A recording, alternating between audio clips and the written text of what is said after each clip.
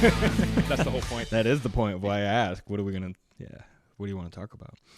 Well, I ask, I like to ask for the little guest bio stuff ahead of time because I want to know, like, what's on your heart? Like, what are you really passionate about? Right. And like, we've known each other. We've been climbing together for a number of years and just doing friend stuff, but maybe you're really into something I don't know about, like frogs, and you're like into conservation of frogs. Mm-hmm. How'd you know?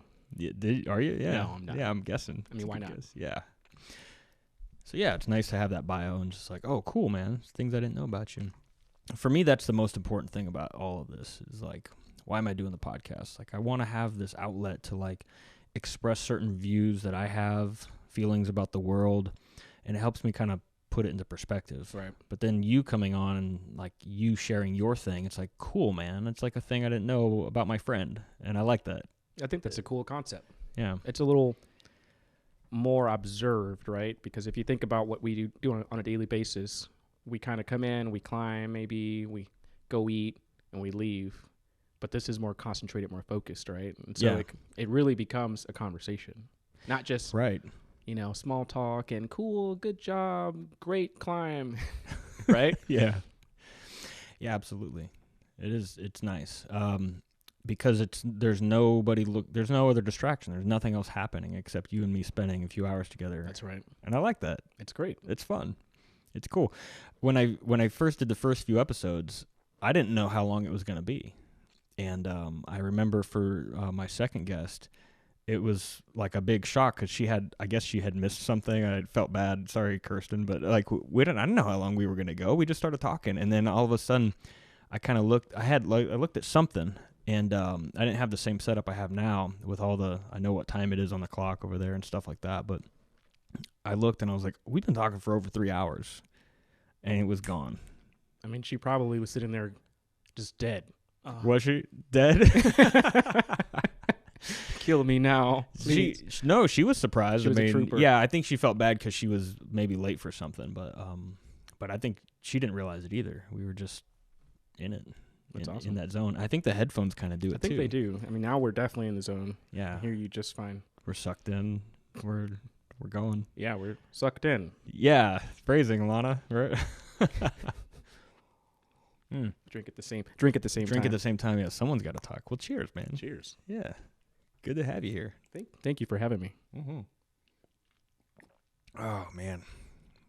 It's hard to get this at another. You can't go to a bar and get this. No. It's the brown sugar. Oh, I thought it looked a little different. It's darker, right? Okay.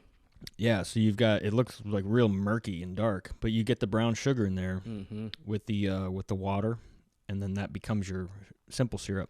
Perfect timing. Brown sugar for the brown man. Sure. I mean, I make it that way for everybody. Yeah, okay. It's not special. I didn't change my recipe for you. Yeah. No, you do the brown sugar, you get the orange peel, you do the bitters. There's not much deviation from it. It's just that it's fresh. Everything's made right there. I peeled the orange right there. Like, you already had the glass in your hand. I watched you peel the orange. Yeah. You melt the sugar, so you heat it up, and I do the microwave, so I heat the sugar up, and then I do a little ice to cool it down, and then I pour that into the drink. Wow. Did you do that while I was over here? All of this, man, yeah. Oh, okay. I'm doing it all in real time. You're pretty quick at it. Yeah, I've gotten it down now. It's still time consuming, because if you order an old fashioned at a bar, they're like, bam, bam, bam, and they're like, here you go. And then how does that taste? Not good. Not great. Yeah. That's why yours is better. I can taste the love and care that you put into it. Yeah. Thanks, man. Yeah. Appreciate that. For sure. Yeah. I never expected myself to be a drink maker. Well. But now I was just doing it for fun for friends. What are you laughing at? Desperate times call for desperate measures. Why is it desperate? It's like the pandemic. You didn't think I never thought I'd become a drink maker. The pandemic hits and you're like, I need to make the perfect old fashioned. No, I started making those after. Oh. Now, what are we, January 23? I started making these about 6 months ago. Oh, wow. Okay. Yeah. We're well past it. Well, I'm glad that I get to taste and experience the 6 months in. Yeah. I mean, I'm a person that can drink like just a straight shot. This tastes great because normally I'm just, bourbon, vodka. Oh, yeah. And I'm not even a big drinker. It's just that I don't necessarily always want like a mixed drink. But for this is something that I can drink all day. Yeah, for sure. Well, we're just talking and sipping on a drink. Mhm. We're not pounding it back or anything, so it just Yet. yeah. we're gonna do a bathroom break, everyone, and then we're gonna get lit. Oh, okay. Yeah, Yeah. for sure. Yeah, we'll start pounding them back.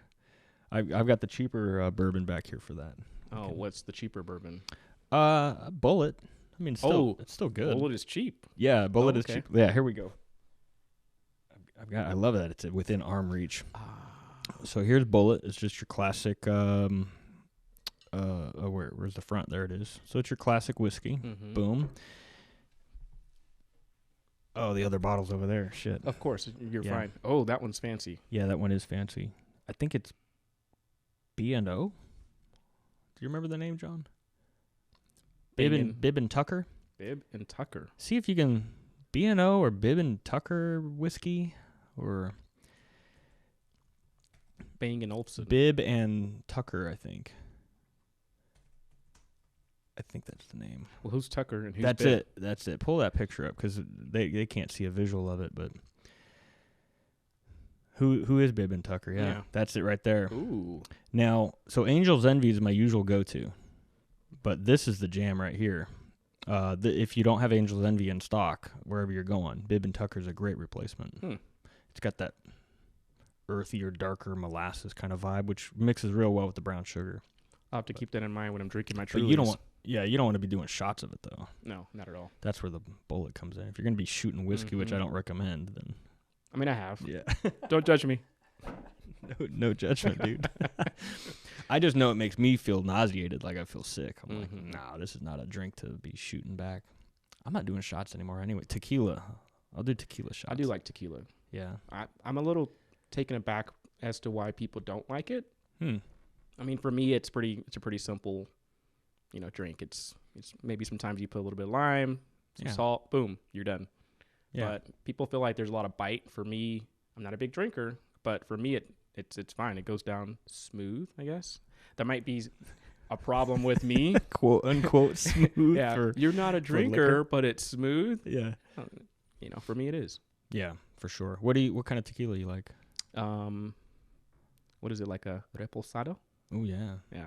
Yeah, well, that's a good go-to for sure for like most brands. You have a brand in mind? I don't. No. I'm that guy that's like, what's kind of cheap and still not that bad. Right. Yeah. My taste has, because of how my body feels, my taste has required me to get more expensive with liquors because generally, if I'm buying a tequila bottle that's less than $30, I'm going to feel like crap. Wow. And it just has to do with the quality. Like that's I don't know if it's in the shot or not. So this is the bottle for Clase Azul, which is Reposado, the blue and white bottle. This is the shit. I mean, if you're going to do tequila and impress yourself and impress your friends, this is the thing. So if you're going to take the shot, then you take the shot and then you... Oh, that's cool. And then you ring the bell. So the bottom is hollow? Well, no, I mean, there's a... Yeah, it's like a... It's just interesting how that works. It's a flower vase. Yeah, it's like a bell, I guess, because you got this cork thing that kind of sits on the top of the thing, so then the metal is free floating. I see. Yeah, try that out. Give it a ring. And this thing is huge. That's what. What else is this used for? That's what she said. That's cool. I like it. Right, beautiful ornate bottle, but the quality of the tequila is top notch, man. For a Reposado, it's really good. I mean, it's almost like you knew that I knew that was Reposado. Oh, I don't know. It is. Yeah, it is Reposado. Yeah. It's awesome. Yeah, that's the stuff, man. Now here's the thing. It's $120 a bottle. So you are getting a very high quality tequila with that. And you were calling me fancy. $120. Yeah. Well, hold on now, Mr. Maki. We'll get into that in a second. Oh, okay. But there's another one. I think it's not Don Julio. There's another brand. I think it's Tres something. Tres Leches. It's not. No, yeah. Tres Amigos. I don't know. Is it Tres Amigos? Tres Tequila? Yeah, what is the Tres name? Agaves? That's it. Oh. Tres Generaciones. That's a hard name to say. 3 generations, right? They've got their Reposado is about 90% as good and half the cost. I think it's $60 a bottle for the Reposado. So you've done your research. The best bang for your buck. Yeah. If I want to do like a nice high quality thing, but it's not all the time. I'm gonna spend a bunch of money on liquor. But how are you, man? What have you been up to? I'm doing well. I think for me, I've been still continuing the work from home life. I know that a lot of people, due to the pandemic, have shifted to that. Prior to the pandemic, I was working from home 1 day a week. And so after the pandemic, we shifted to full time. And I think prior to that, we kind of tried to inform management, hey, we can work from home more than 1 day a week. It won't ruin productivity. And they would tell us, no, I think it's just 1 day from home is what you need. And so the pandemic hit and we went, told you. And it's been good. I mean, it allows me to really kind of focus in on, getting the max out of life outside of work. It's not saying taking advantage of the system, but being able to kind of, go and do things on a work night that I wouldn't do normally. Right. Knowing that I can kind of wake up and log in and be ready to go. So I think it's been good. Yeah. Do you find that it's changed the way you work? Like not only the geography, but your location, but how you do the job. I think it does. For me, I am a very big detail-oriented person, and so I'll get into a rabbit hole and I'll be analyzing something and I'll look down and I'll go, oh, it's 7 p.m. What else do I have to do besides working? And so it kind of sometimes pulls me in and I'm able to work in a deeper focus than I would have in the office. In the office, I'm looking, by the time I look outside, the windows are open, it's dark, everything like that. So it tells me, go home. But when you work from home, you're like, oh, I'm at home already. It's just another 30 minutes and then maybe another hour. Yeah. And so there are times where I find myself in a deeper focus than I would be in the office. I think a lot of people take that and think, well, that's the opposite of what should be the case. Like a lot of people are at home watching TV and doing this and that. And for me, I don't turn the TV on. I might have some music playing, right? But that's about it. And so it really allows me to focus, and I like that. Yeah. I have a mixed feeling about the whole work from home thing because I have a playlist I do on Spotify. It's like a peaceful piano thing. I can't deal with lyrics. If I put on anything where they're talking, then I'm thinking I'm hearing another human talk, and that's distracting. But if it's like chill music, it's not classical, but it's just like modern piano playing. That's like the best thing for me to work with. That's sweet. I've tried some EDM, like chill EDM, but there's always one song in that list that pops in and it gets like too crunchy and it's like da da da da, and I'm like, oh, I can't. You type it on your keyboard extra hard. Yeah, it's too much. So the piano is like perfect for it. It's not the TV so much. It's just the distraction that like you have door-to-door salesmen. When do they come by? They're coming by in the middle of the day. So I got a house in a regular neighborhood. So they're coming and knocking on the door. There's food in the kitchen, and I can go fuck around in the kitchen for a while. And it's just like stuff to do in the house, and I don't like that. I need to get away and go to a place. And I'm not saying it has to be an office building, but I do like being around people. And I think I missed it. Yeah, I definitely can attest to the fact of, maybe I went and threw my laundry in the dryer real quick, right, during a meeting. I mean, I'm still focused, but there might be some points where it's like, hey, they're not talking to me. Right. Well, let me go do this thing real quick. And I could definitely attest to there's food around. I find when I was in office, I maybe would eat a little less because I knew I had to go down to like the convenience store and get it, right, or I had to just starve. And so when I'm at home, I just turn really quickly and there's a pantry. Sure. And it's got all your like, favorite I'm not even food. hungry. I'm not even hungry, but I'm just like, why not? Yeah. And so that can be a bad thing for sure. Yeah. I try not to stock too many goodies in the house. Right now I've got a good deal because I've got a contract with a client where a good amount of the time I need to be on site to like do meetings and things like that. So that contract has been helpful in the way that I'm going there for a portion of the week, and then the rest of the time I'm back home. And so I did rent out one of those workspaces where you get like an office, like a shared, like a WeWork, mm-hmm, but like one of those other companies. I had, oh man, I hate forgetting names of things, but it was a shared desk place. It's like a WeWork, but like another name. And so I was there, and then, But then I was like, I'm going to that place and paying rent for that desk, but then I'm going to the clients, and then I have an office here at the house, and it's like, now that I have this contract where I'm made to be on site most of the week, and to be in front of the client, then I don't need that desk space anymore. Right. So then I kind of got rid of that and kept the address for the business. But yeah, it's just interesting because how flexible things seem to be. What are you doing now? Are you at home most of the time? So I'm at home 100% of the time. We switched to a hybrid model, which means that we work and do all of our work from home, and then we do celebrations and we do training in office. But since we've implemented that maybe about a year ago, I've been in the office 3 times, and they weren't for either of those. They were for meetings that people felt like they wanted to get into a room and brainstorm for. So, I think the idea is that we would go in a little more often, but right now we're kind of stuck at do it from home, work through teams, and occasionally if somebody wants to get in the office, we'll go in, but not too much deviation from that. That's cool, though. That's nice. Like, hey, let's all get together for lunch.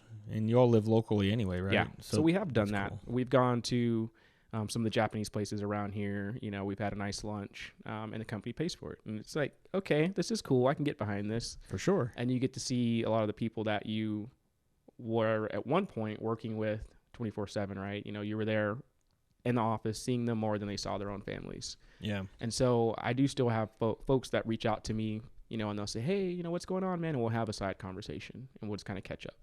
But for the most part, when I'm working, I might forget that there are people that I used to contact more often. And so I'm trying to be better about that, keep that line of communication open, because really everybody that I work with, they're awesome people.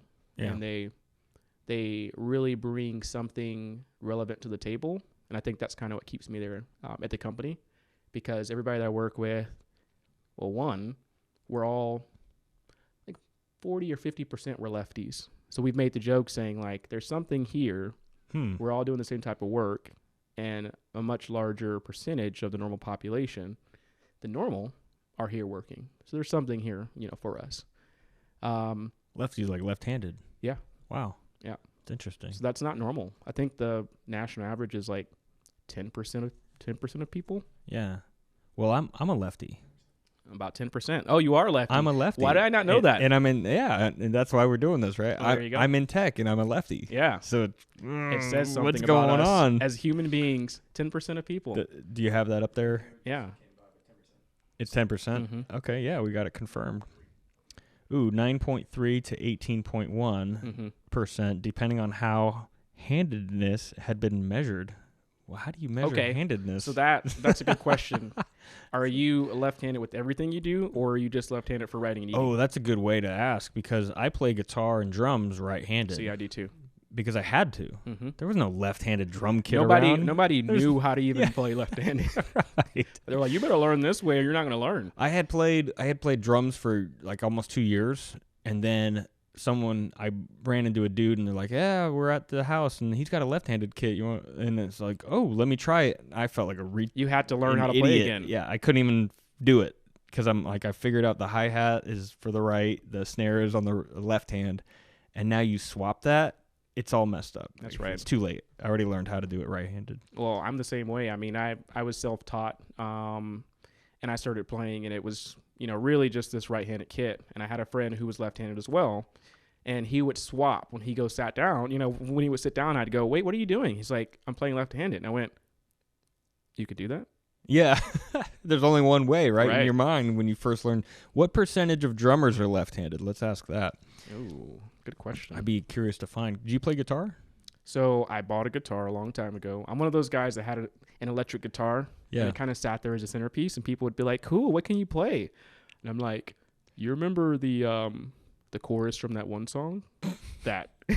And that was it. Right. I think I wanted to learn more so. I think drums really were my calling, because I like the rhythm and bass kind of a thing. Yeah. And I also wanted to learn violin. So I think I kind of said, well, I haven't learned violin. I've rented one before.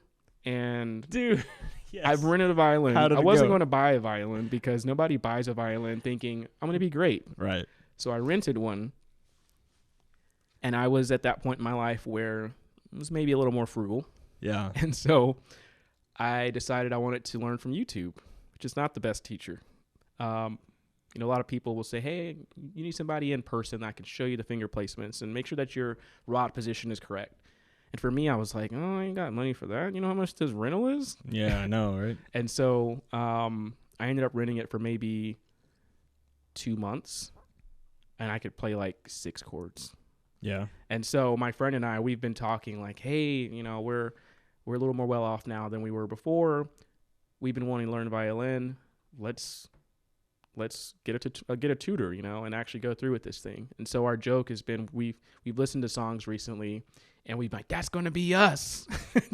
That's going to be us. Right. And so that's kind of where I'm at. Like, I like instances where it's kind of a drum and violin, like do do do. Maybe Lindsey Stirling's doing that phase dude, nowadays. I was exactly thinking about her. Mm-hmm. That didn't she play Titanium or something? She plays everything. Do a Lindsey Stirling, some EDM or something like that.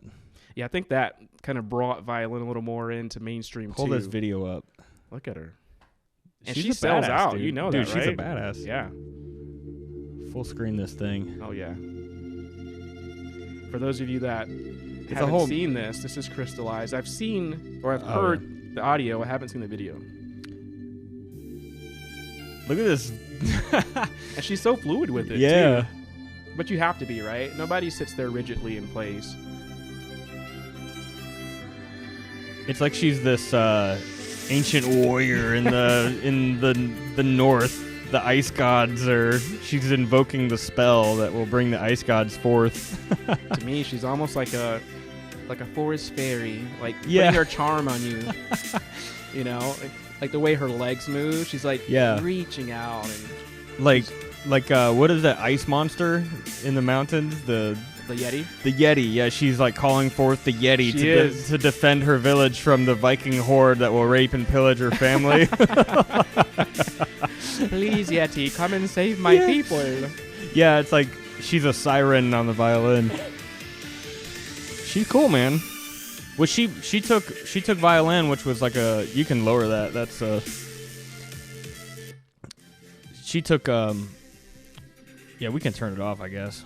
But she took violin, which was like typically classical, and all of a sudden it's like this modern thing that rocks. Yeah, she let people know that it's okay to be maybe contemporary and play this classical kind of sound. And I think there's been a lot of artists that have done hip hop versions of violin, and I think a lot of people are being brought into what violins are and the sound and emotions that they can invoke.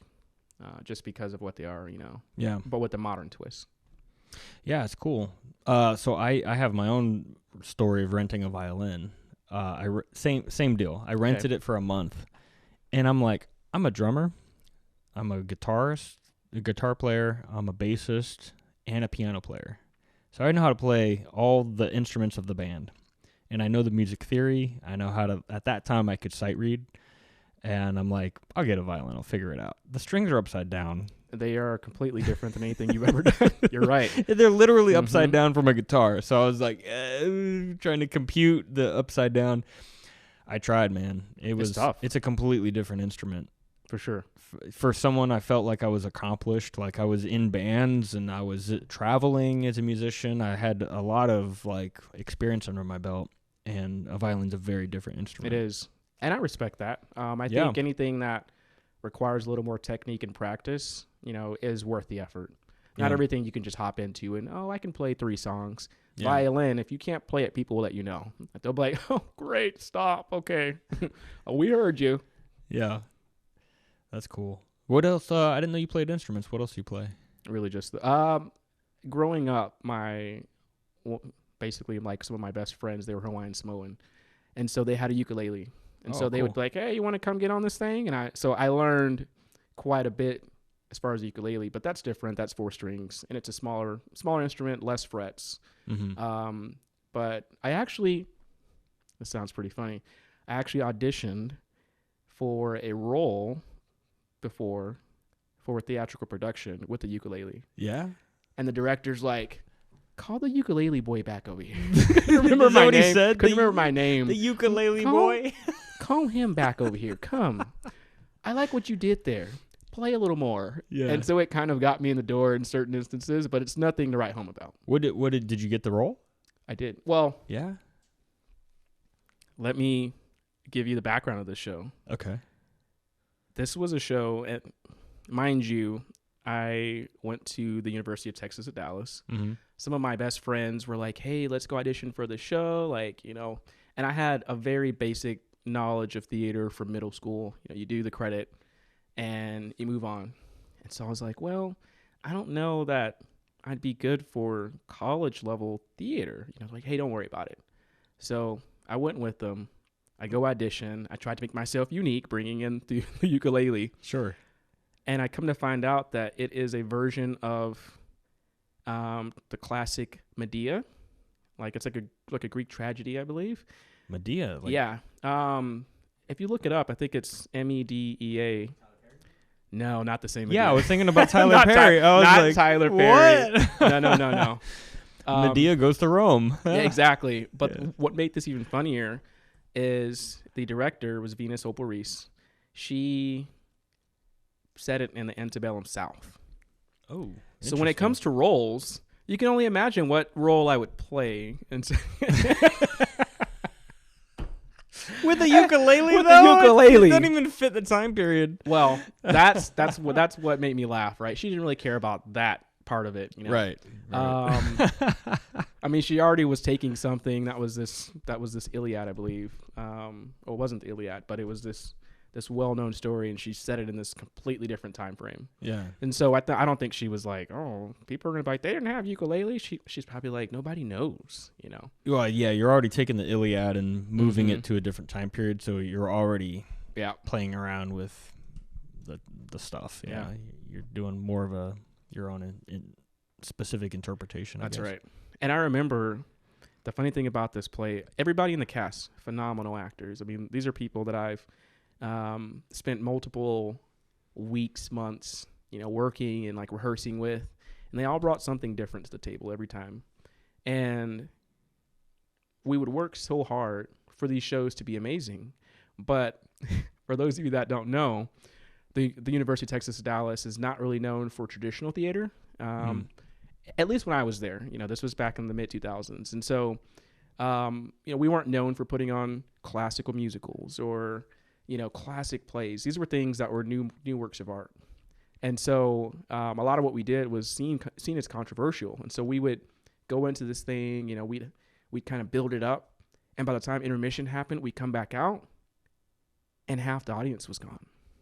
Oh, serious? Yeah, because the material was so controversial. Wow. Like at that time that people felt uncomfortable. So they left during intermission.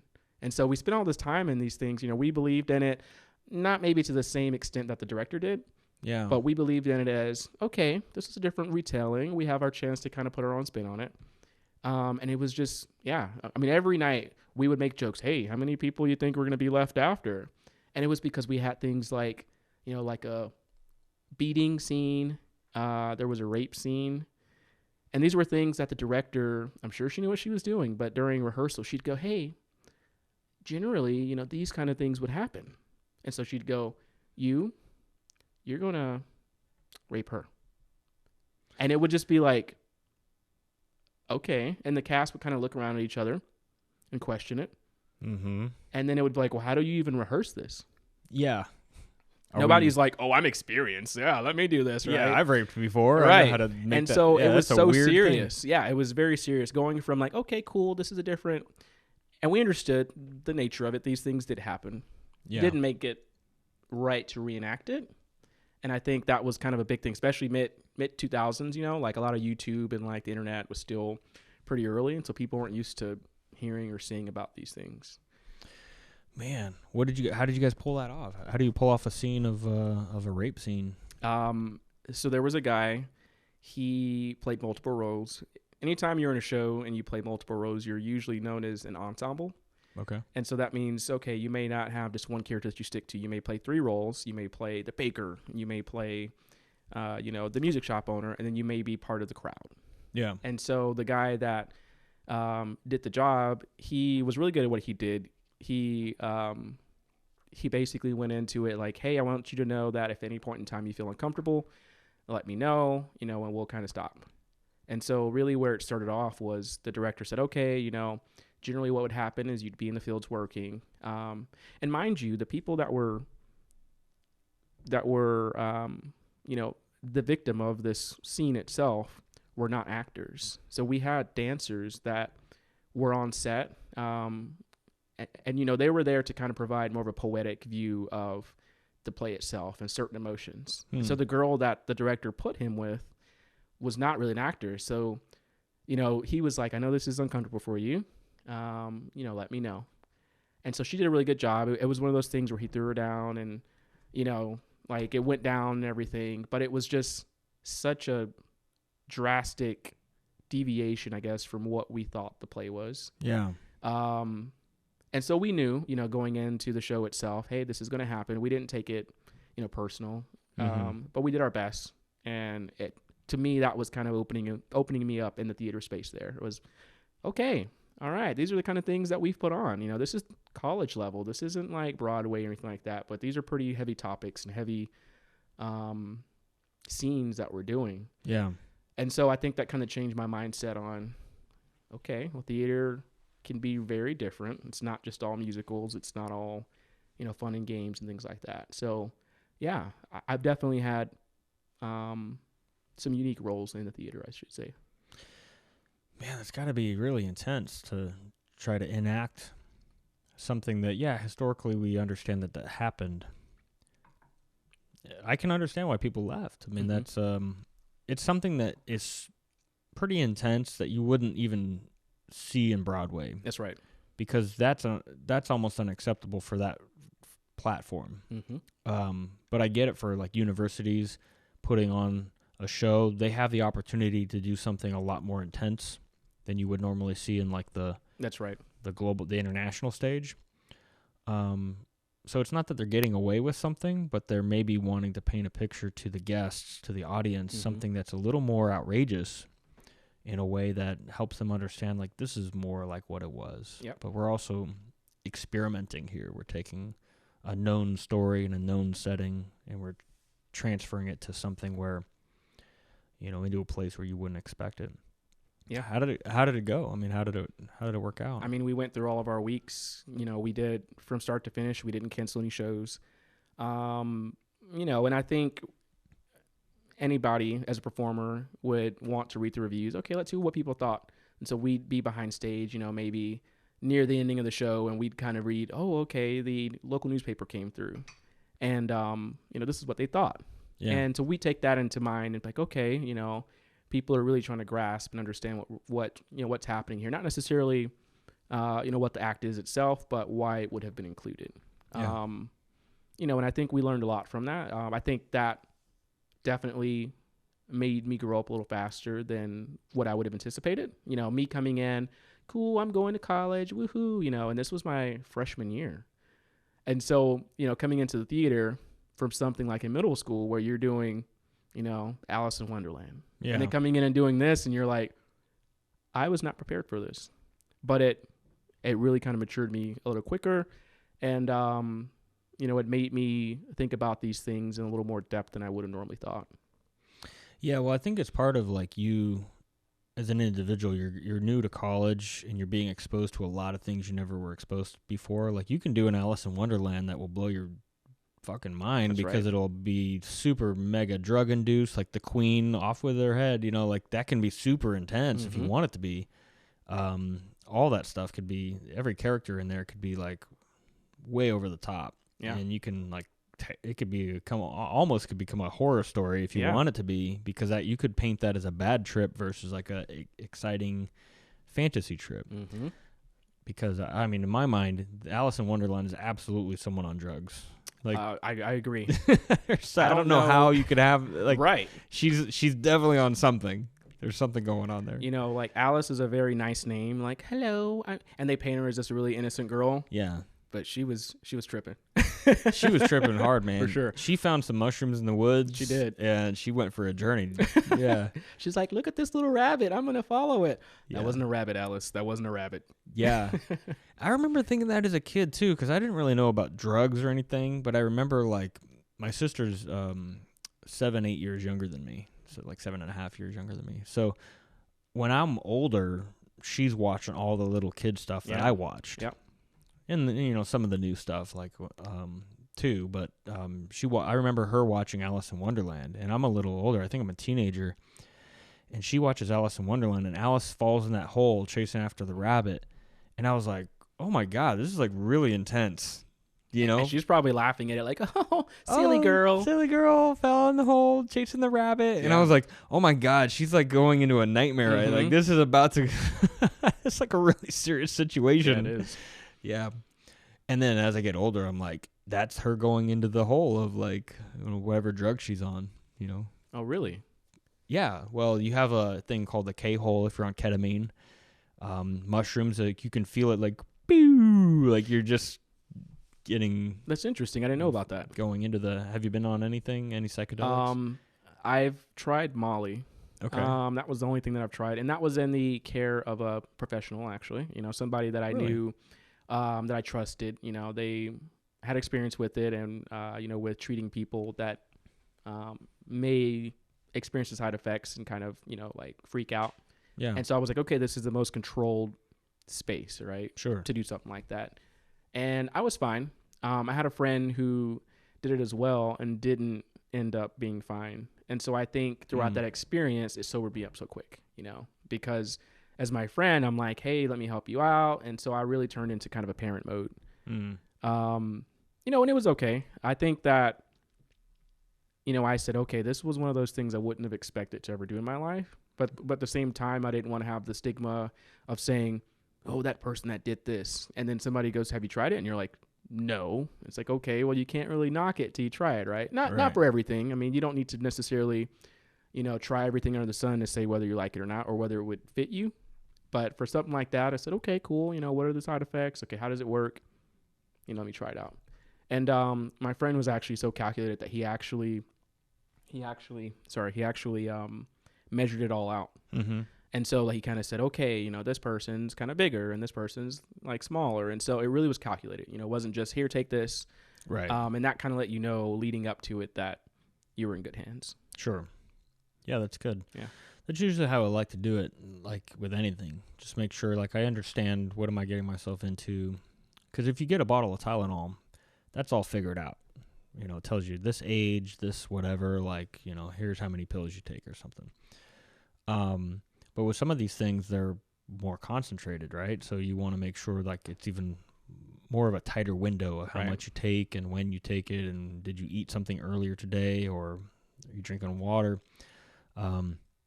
Molly's different. For me, Molly's more of like a party thing. So, like, if I go to an EDM show or something, like, that's the jam right there. That's where it fits in. It's perfectly where it fits in. Yeah. That's where it belongs, I think. Yeah. I mean, I don't know. I've never done it not solo, but I've never done it in like a quiet room. Because for me, and I understand this, I got a friend, I think you've met him. I don't want to name names about talking about drugs if they're not here to talk about it, but I think you've met him at the gym. But I know exactly who you're talking about. The pharmacy guy? Yep. Okay, perfect. I love it. So he broke it down for me. He broke down the whole thing about like what Molly does, what is happening to the receptors in your cells in your brain, and like how it's going into your nervous system, and he broke the whole thing down. So it was like, oh, okay, I understand what's going on now, and I understand like what why for that kind of thing it's not. Well, one, for me, it's not even addictive. Right.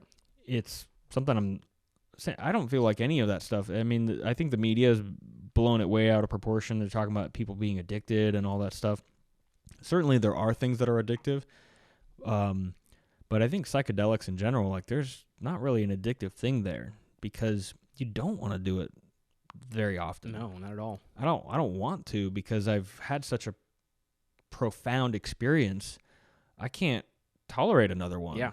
For a while. Like, I need to process what just happened. Like, there's a lot of good stuff, but yeah, I can't do it over and over again. That'd Mm-hmm. be, and the thing with Molly is that because you're dumping all of your good stuff, you're dumping all your serotonin, your dopamine, and you're dumping all that stuff, then you can't do it too often. I think once I did it like 2 days in a row, and I was a zombie. Yeah, I can only imagine. My brain was fucking done, fried, man, because I just was like, my brain didn't have anything more to dump to make me feel good.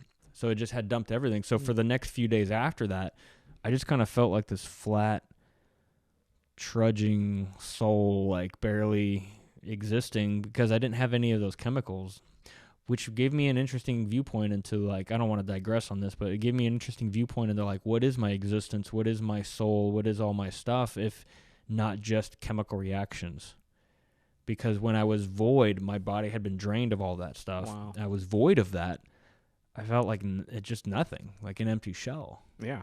I think that's a very good way to phrase it, right? Because I feel like everybody, comes up to you and they go, what's your goal in the next 10 years? And what do you want to do? And like, where do you see yourself? Yeah. And I feel like if you don't have that answer, where do you see yourself? Yeah. Come on, buddy. And if you don't know the answer, people were like, oh, you're a letdown, or, you're a deadbeat. And I don't think that at all. I feel like there are people that know exactly what they want. And I feel like there are people that want to explore and learn as they go.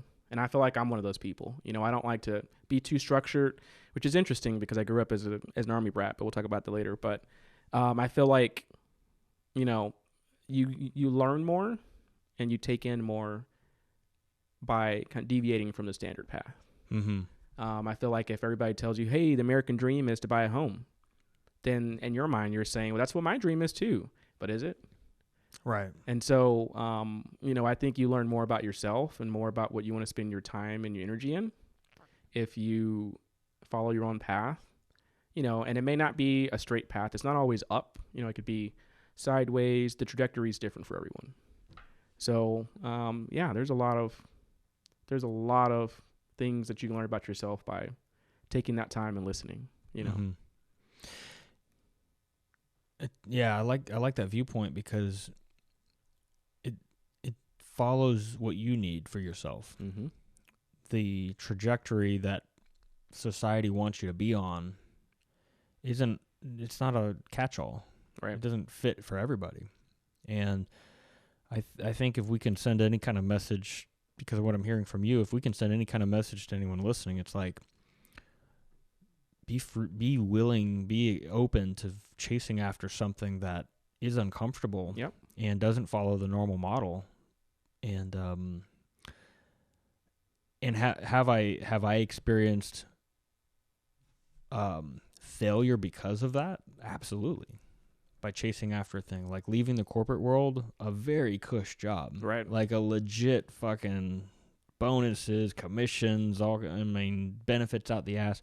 I left that to start a company, and I can't say that it's going amazing, but I'm doing what I feel like fits for me. Yeah. And adventuring into the unknown. And for me, adventuring into the unknown is better than sitting comfortable with a thing that's guaranteed. I agree. Because the thing that's guaranteed doesn't excite me anymore. There's no more adventure. Where's the excitement about all that? That's right. I'm not being challenged anymore. And can I just do this job that's so cush all the way into my grave? No, man, I can't tolerate that. It just doesn't work for me. Yeah, and I think that's one of those things as you get older. I'm not trying to, say that I'm definitely like an old soul or anything, but I've learned a lot just in maybe the last even 10 years of just understanding the balance between, having a certain amount of income and having a certain amount of time off. Yeah. And I think the American conundrum that we all have is that, okay, cool, you've been taught to, keep getting, higher and higher in the corporate structure or whatever you're doing, right? So you can have more money. And as we all know, having more money doesn't equate to success or to even happiness, right? Yeah. There are plenty of people that make, maybe they make $60,000 a year and they're happy, and for what they need, they're successful, right? Because they're able to live their day in and out. They're able to do the things that they like, and, they're able to maybe even put some back. And so success is different for everybody. And I feel like, thinking about the grand scheme of things, for me, a lot of people will say, hey, Kai, like, you're so great at what you do. have you thought about moving up to like the next level? And I tell them, I say, no, not really. I'm comfortable where I'm at. I don't want you to take it the way of like, oh, he's comfortable, he's lazy. But what I'm doing allows me to still live a certain way to benefit and like, actually live my life the way that I want to. And so I feel like when you kind of chase this, going back to Alice in Wonderland, this rabbit, right? This pipe dream. Yeah. You may end up being in a space that you don't necessarily feel like you should be in. And maybe that's like the imposter syndrome, right? You rise up and you're doing what other people tell you to do. And then, you realize, I mean, there are plenty of like celebrities that, I don't know if you heard, I'm jumping around, sorry, but It's all good. Justin Bieber recently, he signed away all of his music rights. Really? For like 200 million, sorry. And like people were like, whoa, that's a big thing. Like these are things he's been singing since he was a child. But for him, I'm sure he's at that level where he's like, money isn't everything. I'd rather do this. And, that's where he's at. Let's look at this right here. We've got a Vanity Fair. Justin Bieber sold his music catalog at the ripe old age of 28. 28. Can you imagine? Yeah, I mean, the guy was he was really already super rich, right? Let's see. Find if we can find specifically the two. Is this him? If you need me for anything, I'll be at my 7th home enjoying my beautiful life. People like Bob Dylan, Bruce Springsteen, Tina Turner, Stevie Nicks, Paul Simon, the Beach Boys, Neil Young, who have sold their catalogs or large portions of them. They have a proven legacy to cash out on. Yeah, I mean, the dude's got a nice catalog of music. Yeah. So why not? 200 million? That's more than enough for any human to ever be completely satisfied the rest of your life. I think about it from an investment standpoint. If I take... Yeah, Justin Bieber sells music rights for over 200 million to Hypnosis. I think it's a hip spelling of the G. Hypnosis. Oh God, yeah, the G is silent. Hypnosis Songs Capital. Well, good for them. Now they can hopefully market that and make some money, and he's off doing his thing. I love that idea from an investment standpoint. If you do the math, like. Just say like an easy number, like if you take $10 million and invest that, and if you can get like 10% off that $10 million, that's huge. It's huge. You could live off of just the interest, and you don't even need to touch the principal. Now you do that with $200 million. You can live a baller lifestyle, never touching the principal, and now it's generational wealth. What are you going to do? You leave that to your kids, grandkids, and you make sure that they can only touch the interest. They never touch the principal's never allowed to be touched. But that will sustain families for generations. I mean, it'll just keep on going, man. Yeah. As long as the fund manager is a decently intelligent person, like there'll always be money rolling in. Because here's the thing: if you have $50,000 to invest, your options are limited in what you can invest in. But the moment you start getting into the millions of investment, you have options to invest into things that have higher returns, higher rates of return than if you have $50,000, because your nut is too small to qualify for this club. But the moment you start bringing $10 million, $100 million to the table, there's investment options where now your fund manager can start putting it into like oil rigs that are going into the waters outside of Houston, or you know what I'm saying? There's just like things that you wouldn't do with 50 grand, but if you have 10 million, then yeah, now you're a big investor into this whole thing. That's for sure going to make money. Yeah. And you're going to get a big rate of return. So, let's see. What do you got here, John? Bruce Springsteen finally sells masters and publishing catalog to Sony for $500 million. Can you imagine? What year is that? 2 years ago? God. Dude, the guy had already been from the 80s, right? And he still sells it for $500 million. That's crazy. It's worth that much. I mean, I think he's at that point in his life where he's like, that was my legacy. Like, I want to move on, And I think that takes a lot of guts, right? To come in and something that you've been doing all your life to say, hey, I'm going to move on. I get that. I don't know. It takes a lot of guts. If someone's throwing $500 million in your face, there's not any courage going on there. I mean, you're right. He still can kind of, do his own thing. If he wants to like, play the guitar in his backyard and sing. Sure. It isn't like, Bruce, no, you can't play anymore. We don't want to hear you singing to anybody. Yeah, you're never allowed to hold that guitar Right. again. Right. They slap it out of his hand at his own backyard campfire, right. like with his friends. Hey. Yeah, that sucked. Like anytime he goes into a music shop, there's like a guy with like an earpiece, like he's picking up a guitar. He's here. Get it out of his hands. That'd be terrible. No, he could always play guitar. He could always make more songs if he wanted to. Right. Well, I wonder, and what they do as far as that goes, right? Because somebody could say, hey, I'm going to start from scratch. I feel like my sound's gotten to this certain point. And so now I'm going to sell off my old legacy and start a new legacy. I wonder what kind of terms go into that contract. I don't know. Yeah, Future Works. Yeah. It probably. They probably don't get Future Works. Yeah. I don't think so. Why? Well, I wouldn't think they would, but I just wonder if they're like, hey, you pulled a fast one on us, Bruce. Like That's how they talk. Yeah. Bruce, we know that you can pump out 3 albums a year. Well, wait a minute. What are you doing? Yeah. Well, I think it's great because I don't know, how old is Bruce Springsteen? He's a little bit older. Springsteen age. I mean, he's been around for quite a bit. Yeah, I just seen the picture. 73. Ooh, he's done, man. Yeah. He's done. He's checking out. He's going to hang out with the grandkids and do the family stuff and go see Italy and whatever else. Yeah, go see some crazy college play about the Iliad. That's right.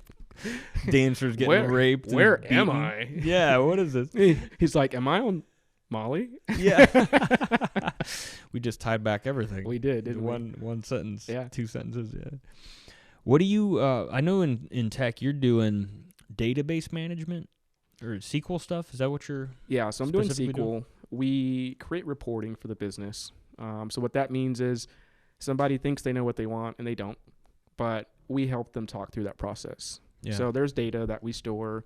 We get data from, like the online site. We get data from reps that are entering it into the system, all this data. It's a wealth of knowledge. I think that's a big part of where we're at now, like 2023, right? Everything's going to how much data can you store and process, and, AIs are using it and things like that. But we, where I work, we create business reports that help the business function. Mm-hmm. And so they say, well, hey, how many people were impacted by the pandemic? Oh, no problem. Let me pull that up. Okay, what states were they in? Okay, this state has the most number of foreclosures that are on hold because of the pandemic moratorium. How can we help these people so that when it's over, they're not, put into that hardship? And so we kind of do stuff like that. We also do some data analysis in regards to, kind of where the portfolios are per state.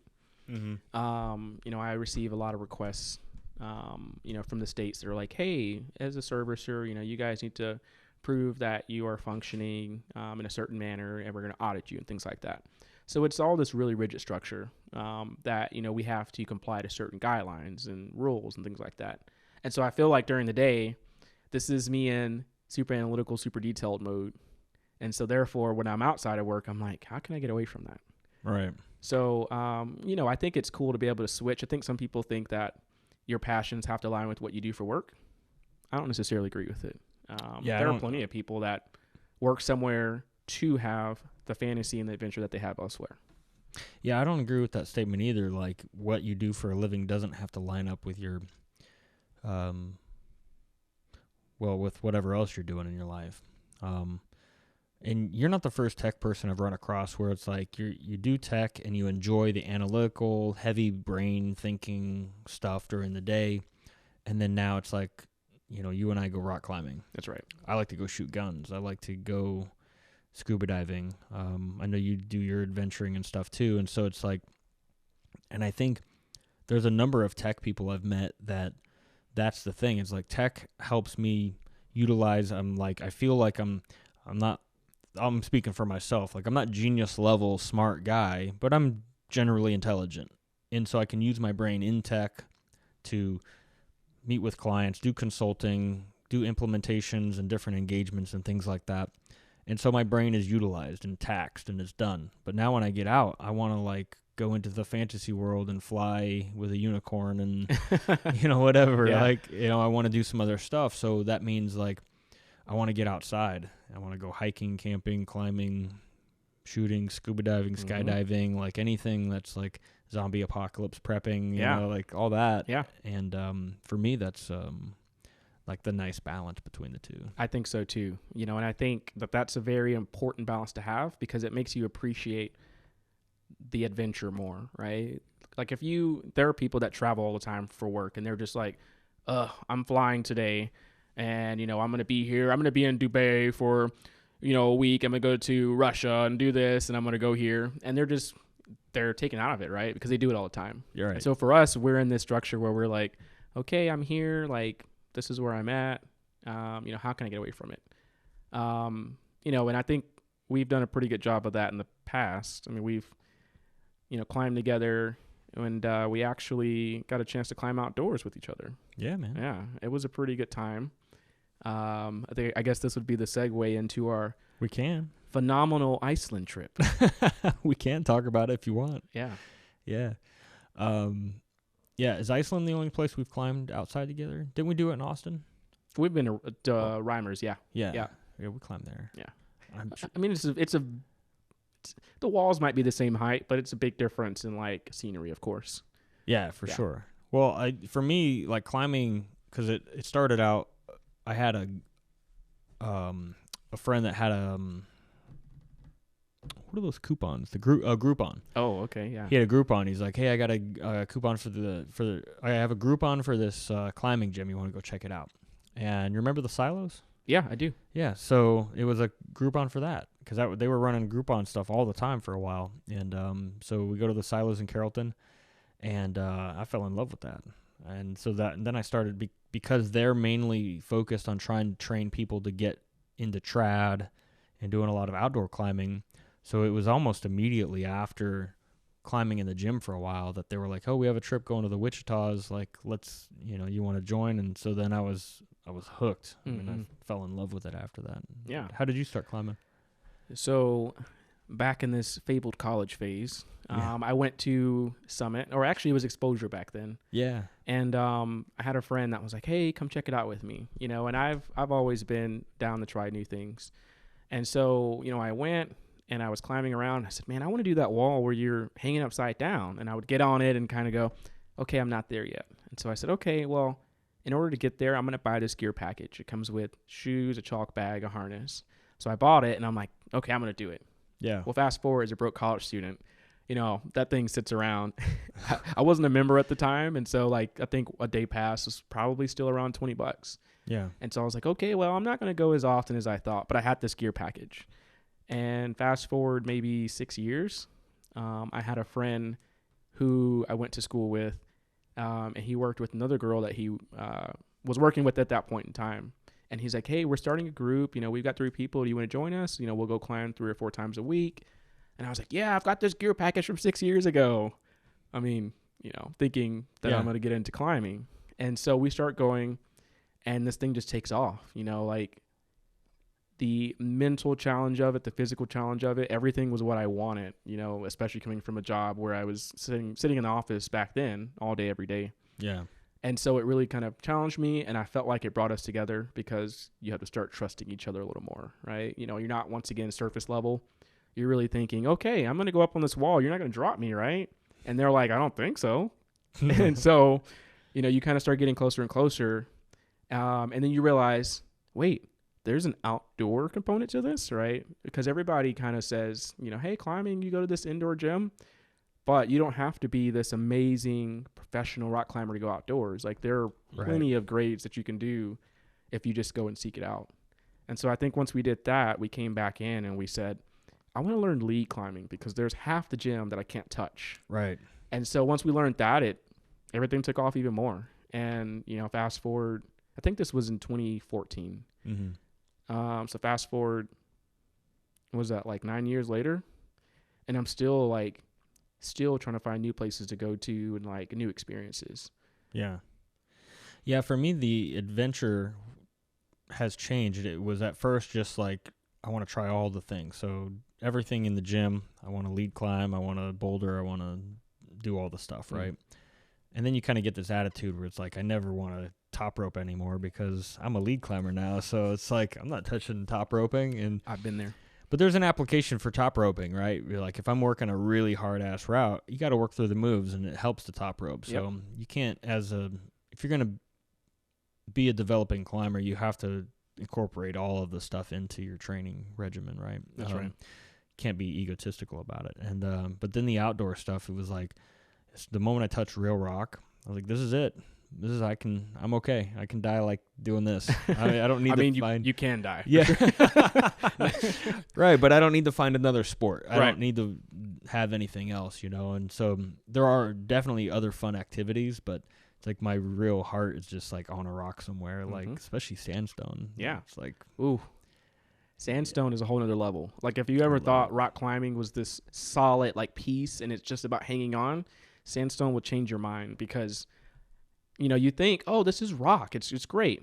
They call it sandstone for a reason because especially after it's kind of been wet, they tell you, hey, don't climb on this because it can break off. right. And so you think, oh, 3 days after the fact, generally you're good to climb. I've had a friend, we were climbing out at Garden of the Gods in Colorado, and we were doing one of the bigger spires. I forget the name of it. It looks like a brontosaurus to me. So I say the brontosaurus climb. Mm-hmm. And she's like, okay, I'm going to go first. And she's getting up there, and she's just killing it. And, she reaches this hole, and she pulls it. And all this rock comes off. And she, to this day, she still says, you remember when I pulled that rock off into my bra? And I'm like, wait, it was in there? She's like, yeah, like all these pieces. And it made you realize that like everything that you're doing in climbing, there's that inherent risk, right? Sure. And it's not saying that people have a death wish, but it's that thrill, right? That I think people come back to, like being outdoors and like challenge themselves, but knowing, okay, I've still got to be paying attention. Like I want to enjoy the scenery, but at the same time, I have to be focused. Yeah. And I think it kind of brought everything in from different areas of my life. Like, okay, here's the focus. Here's this. Okay, here's the nature of it. And here's like the beauty and, here's the mental aspect of it. And so it just became, like you said, it was just love at first sight. Yeah. Well, that's part of it, right? It's like, I think that's why IT people for sure are attracted. I've met a plentiful amount, like a healthy amount of IT people that get into climbing, or engineers, or just somebody that has some kind of like high brain power job. That's why they're attracted to climbing. Yeah. Because you have to think about all these things in your crunching complex geometric patterns and thinking about your body. And that's where the yoga comes in so big, is like the thinking about your breathing, thinking about your, shoulders, and move that and adjust my hips a little bit and twist the leg. And is this rock loose? And then where's my next bolt? Okay. Or if I'm doing trad, where's my next placement? And you're thinking about all of this stuff while your arms are slowly pumping out. Yeah. So I've got to move. I can't be doing this so slow that I'm pumped out halfway through the route. I got to get to that next. For me, multi-pitching, I'm thinking I got to get to that next anchor before gassing out. Set up the anchor, set up the whole, the master point and all that, and then like let the guy, follow me up or whatever. Yeah. But yeah, it's I love the complexity of it. What are what's a memorable multi-pitch climbing route for you? The one for sure that comes to mind is in El Potrero Chico. Mm-hmm. I think it's Space Boys. Okay. See if you can find a picture of Space Boys. Yeah, I'd like to see it. El Potrero Chico. I mean, that place is super cool. Anybody that you talk to is like, have you been? But it's also Space like, I think Boys. you have to get a permit to go, right? Like you can't just walk in and go climb. Oh, okay. I think this is Space Boys. Wow. See if you can zoom in on that. I think it's 1,000 feet. Yeah, that's it. What's the 11 pitches? Go zoom out a little bit. Let's see the grade on that. 10D. That's it. Yeah. Oh yeah. So zoom in on the picture there, John. This thing's gorgeous, man, because you're on the side of the. That's legit. Yeah. It's beautiful. Dude, pitch number 10 was my favorite. I believe it's Space Boys. I'm almost like 95% positive. But pitch number 10, it's a full lieback pitch. Oh. But it's all bolted because everything's limestone there. Mm-hmm. So there's no trad. And so that last picture was funny. To go back to this. This guy's pretending to be scared. I mean, 10 pitches up. If you're just now getting scared, Well, it's a pretty moderate route, honestly. 10D it sounds, like it's something, but I mean, there's a big ledge. We had lunch there. We're like off rope completely, and we're just hanging out on this one ledge. I think you can kind of see it. But anyway, the pitch 10 is a lie back pitch, and it's all bolted. So you're just cruising up this, and you're just lie backing, and I was cruising, man. It was one of my favorite pitches of my life. That's awesome. And you're just cruising up this thing, and it was so much fun. I mean, the grade didn't matter to me. It was just how much fun I was having on this pitch. Yeah. Because we had already been up, we're already at pitch 10, so we'd already been cruising. We already had lunch. We weren't trying to hurry. We were just having a fun time. Chris, the guy that owned the silos? Yeah. Did you ever meet him? Yeah. Okay. So he's that's who I'm climbing with. Oh, okay. And so we're just having a good time. We're just hanging out. It was a good, and so it was on Easter weekend in Mexico. And so down there at the bottom, you saw in the picture, there was like a parking lot, and there was they had some stuff going on there. There's a public pool and a public park, and guys are selling stuff on the streets. There's music blasting up the canyon walls. So we're listening to what is that, polka Mexican music? What? Like and whatever keeps you going. Yeah, and so there's that blasting, and we know there's a whole party going on down there. So we actually bailed. We did pitch 10, and we were like, dude, we're missing the whole party down there. So we didn't even finish the route. So we bailed. We were up, I think we finished pitch 11, pitch 10, and we were like, let's go, man. Let's get out of here. And so we wanted to hurry up because it was getting later in the afternoon. Because we started pretty late. We started after lunch. Oh, yeah. And so we knew things were going to shut down. And so we wanted to get down there and have the party. And they were roasted chicken on the street corners and the whole thing. So I mean, fun. It was good because El Potrero Chico is in Mexico, correct? So everything was just cooked there, I'm sure. And hey, come on down. That sounds awesome. Yeah, but getting back to what you were saying is the whole thing about a climber's experience isn't just the experience in the gym or going to the one time outside. It's that now that you've discovered this amazing thing, it's let's go find the next amazing thing. Let's go discover that. And so that's where we'll get into Iceland. Yeah. I wanted a better segue for the Iceland thing, but we decided to go to Iceland and go climbing there. And I wanted to go let's go to the next level thing, man. Let's go to a place where no climber you or I knows has climbed before. What didn't you tell me to go about Iceland? No, I actually remember I was in the gym and I was climbing with some of my friends at the time, and I remember I think you were talking to Michelle or you were talking to someone, and you were like, "Hey, I'm planning a trip to Iceland in 2 months," right? And this is where that flexibility comes in. Like most people would say, "Oh, 2 months, it's too close." Right. And I said, I think I can pull that off. And I remember kind of, okay, hey, yeah, I can. And I bought the ticket. Yeah. And then it was set in stone. Okay, we're going. And it ended up turning out to be one of the coolest trips that I've been on, despite the circumstances. But super, super cool. Different in the environment. And you think climbing, and you get somewhere else, and it's okay, this is a little different. I have to adapt to it. Yeah. But it was a great time. Yeah. Before we even get into what the climbing was, because just have a couple of those pictures ready. There's a couple climbing pictures there, John. But before we even show that to anyone, the whole thing that's amazing to me about climbing is the experience of getting to the place. Mm-hmm. It's friends going on a thing. We got to figure out where are we going to stay. How are we going to transport ourselves to this climbing area? What's the food like? Do we got to do the exchange rate with the money and car rental? And what gear are we going to need? And it's doing this, we're planning an expedition. And it's amazing. It's so much fun because for me, that now it's not just about climbing the rock. Right. We've got to have developed the physical capability to climb. We got to know the gear. We got to trust the belay partner. We got to know all that. All of that has to happen. And then now we're going to go to a place we've never been before. And now we've got to have international street smarts. Yeah. Right? Yeah. It's I got to have my passport. I got to figure out the exchange. I got to get it on the airplane and the whole thing. And I got to figure out the sign is in a different language. And how am I going to get to the place and all of that. That now is climbing. Yeah. That's part of the experience. It is. Yeah. Yeah, I think for me, when we got in, So Reykjavik, we actually got in a day before you, or 1 or 2 days before you, I think, right? And I remember, Yeah.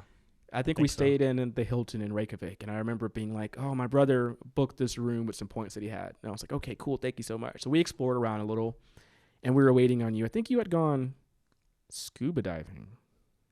Yeah. Did I not stay in the hotel with you guys the You first did. day though? You did when you, well, maybe you did come in, and then I think the next day you went and we did other things because we Right. didn't have a ticket or essentially something to get into it.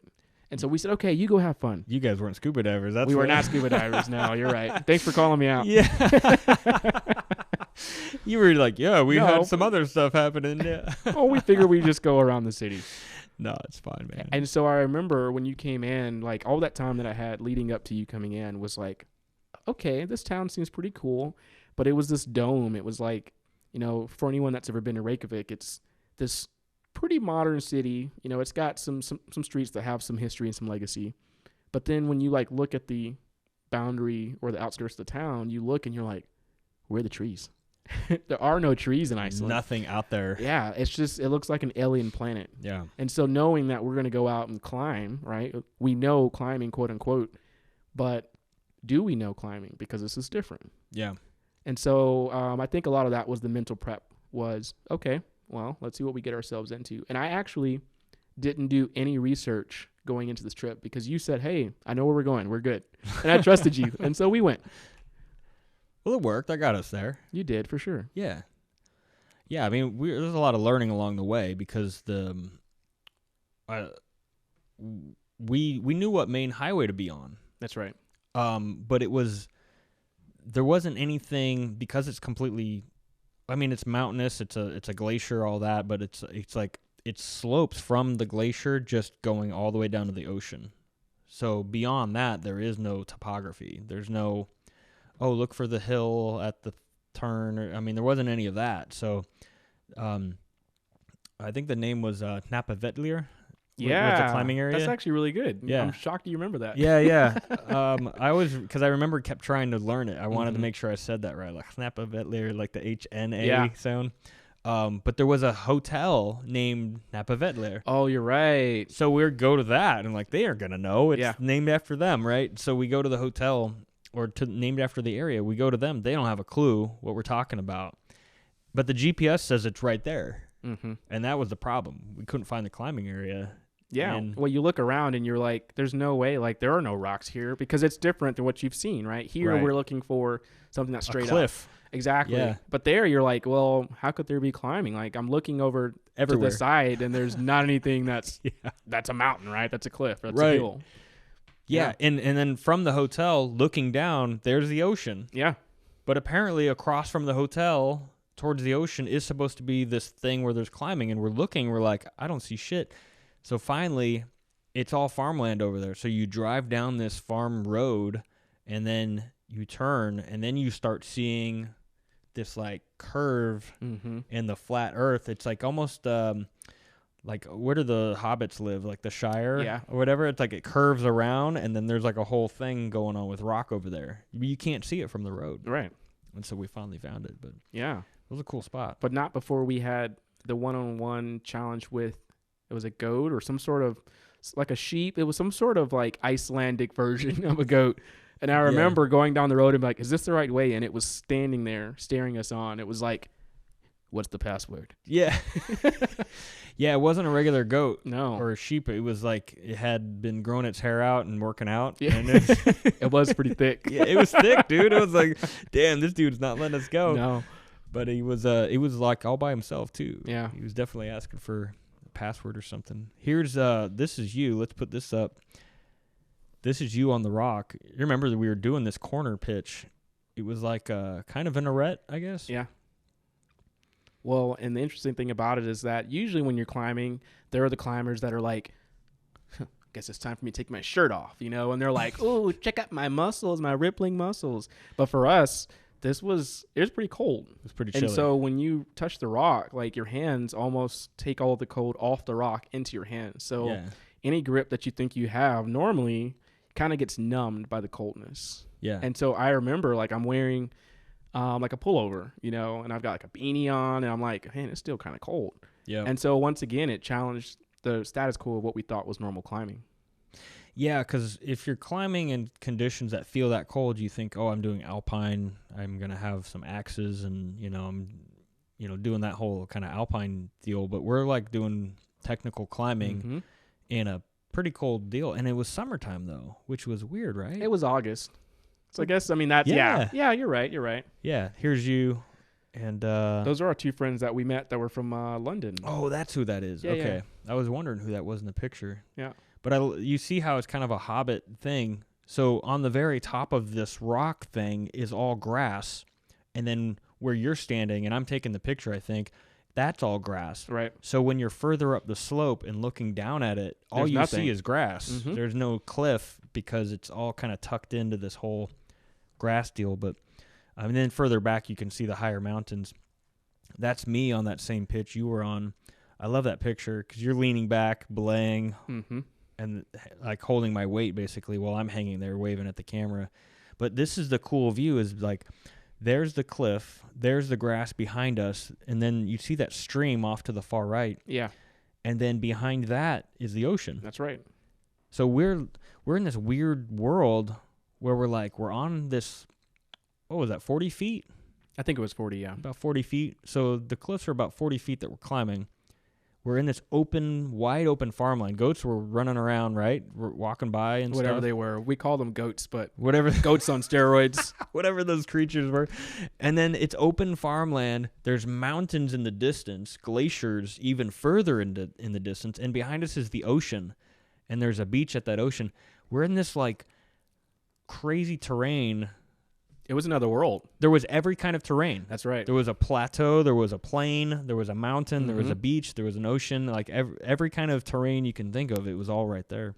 In fact, if you remember, I think we ran into some locals, and they came and they were walking around barefoot, and we were like, oh, okay, who are these people?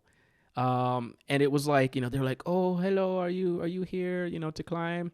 And I remember they were like, here, have some berries. And we're just thinking to ourselves, what, are you trying to kill us? And they're like, no, seriously, try it. And I remember us trying the berries. You tried it first, and you were like, oh, this is pretty good. But it was just like people were so like earthy, like they were like, oh, we're just out here walking around with our bare feet touching the ground and like clawing. And it was just, I'm telling you, the whole experience was different from anything that I've ever seen. Yeah, it's not a normal climbing day. No. You're experiencing a new culture, a new surrounding, a new continent, literally. Wasn't the people with the berries, was that, because we're on the cliffs there, and then further, yeah, that's a good picture right there, John. So then further to the left. That's right. There was some kind of bridge or something. Wasn't there a waterfall? There was a bridge, I remember, and there was a small waterfall, but the bridge led you over to the other side, just because like there was a river. Yeah. It led you over to like the other, not really an island, but like the other part of land. Yeah. Yeah. Is that where we ran into the berry people? No, they were closer to the wall. Oh, were they? Yeah. I don't remember, man. Yeah. I know we parked the van right by this little hut, and then we were hanging out in there, right? I think that's a different hut. So there were two huts. I think that one's a little more dilapidated. Like if you look, it's a little older. Yeah. And there was another one that still had somewhat of a, I don't think it was a grassy roof, but it was more like maybe like a cellophane or something more structural. Yeah. And I remember going in there and being like, this is cool. This is kind of a little hangout spot that you can come in and like, commune with friends and people. And we did that at one point. I remember us making dinner one night, and you were cooking up a storm. I think you made us some chili on this little portable stove, and it was good. Oh, that's cool. Yeah. You're like, oh, I did? You did. I don't remember. Yeah, dude, it was a while back. Yeah, I probably would be the guy cooking. I don't know. I like to do that. Yeah. I like to tend the fire and kind of prep the dinner. You're shocking yourself. You're like, I did that back then? Yeah. You sure did. It's fun, man. Yeah. Well, that little shed was cool because the farmer that owned the land provided that shed. Yeah. And then they had notes. There was some kind of climbing foundation or something, and they wrote a note like, hey, we help pay some funds to this farmer to help tend to this thing. So it's on all this rock, all this land is on this farmer's land. And he was like, hey, we'll let the climbers go there as long as you take care of the area, and we'll let you put this shed in place. I thought it was the farmer's shed, but I remember now this climbing organization, and they had some money involved in like making sure the shed was kept up. So there were instructions on like how to unlock the door. Correct. And like leaving things the way you found it, leave no trace kind of thing. But And there were actual bathrooms too. I do remember that. oh, were there? Yeah. So we didn't have to go and like soil this beautiful land. Yeah. It was like, hey, we actually have bathrooms. Where was the bathroom? They were across the way. I think if you go around that corner of the cliff, they were like maybe, I don't know, 100 feet off. Oh, I vaguely remember. I remember going to it in the middle of the night, and it was like, am I going to get killed? This is where my story ends. That buff sheep is going to go find exactly. you. Hey, boy. Boy. I remember what you said earlier. You didn't want to pay the toll, bitch. That's You're right. going to pay it now. You're going to pay it. Get in here. Ah! Yeah, it was fun. So that was awesome for everyone listening. It was a great climbing day. 2 days. Did we climb there 2 days? So I think we spent 2 days climbing, and we were supposed to leave the third day. Is that right? I think so. Okay. Yeah. And then it started raining a lot. Yeah. And the terrain is that it comes from the glacier, it melts, and it drifts down the mountains, and it drifts down the plains, and it drifts down all the way to where we were at the river stream thing, and then out to the ocean. Well, the road that we crossed was this something about the chicken crossing the road. Farmer right? Road, yeah. And here we are. So go to the video, John. Oh yeah, there's a video. Great. We got the van stuck. Not that one. Go to the. There's so many. There's an earlier one. Put the video. Yeah. Put the sound on. So the road had been flooded, and so we thought we'd haul ass.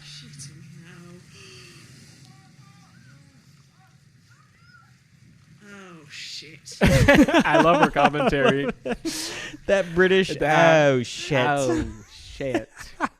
So go to the next one.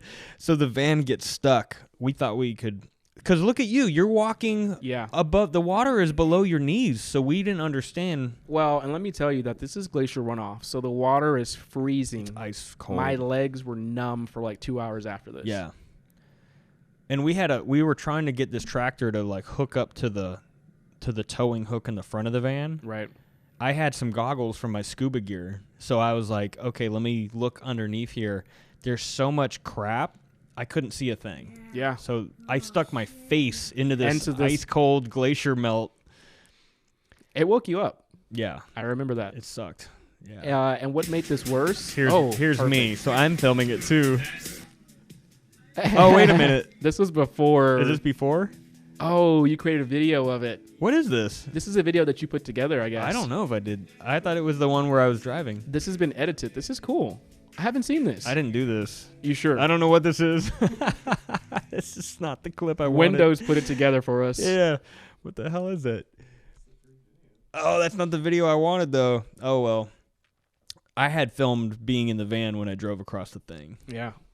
What did that feel like? I know that this is kind of putting you on the spot. Oh, it's cool. But I remember and it wasn't that it was just something that we did it, right off the cusp. Like, you thought about everything. You said, hey, let's get the weight out of here so that we're not like spinning around our tires in the mud. And like, I walked up to the side of it to check what the water height was after being in the water. And like, okay, we're above, the engine and things like that should be good. And so we kind of did our research, but we still had our friends from London who were like, you crazy Americans. Yeah. I'm not going to say anything. I'm just going to let you do it. Well, look at this picture. The van, it could have driven across, and that's the part that didn't make sense. When you watch the video, the van like caves in and then levels out, which we didn't calculate. We didn't calculate that. We weren't aware of that. We thought it was flat all the way across because it looked that way. When we drove in, it was flat all the way across. Right. And so the engine shouldn't have flooded based on that picture right there. But it did. So from between where you're standing and where the back tire of the van is, there's like a drop off that apparently we didn't notice.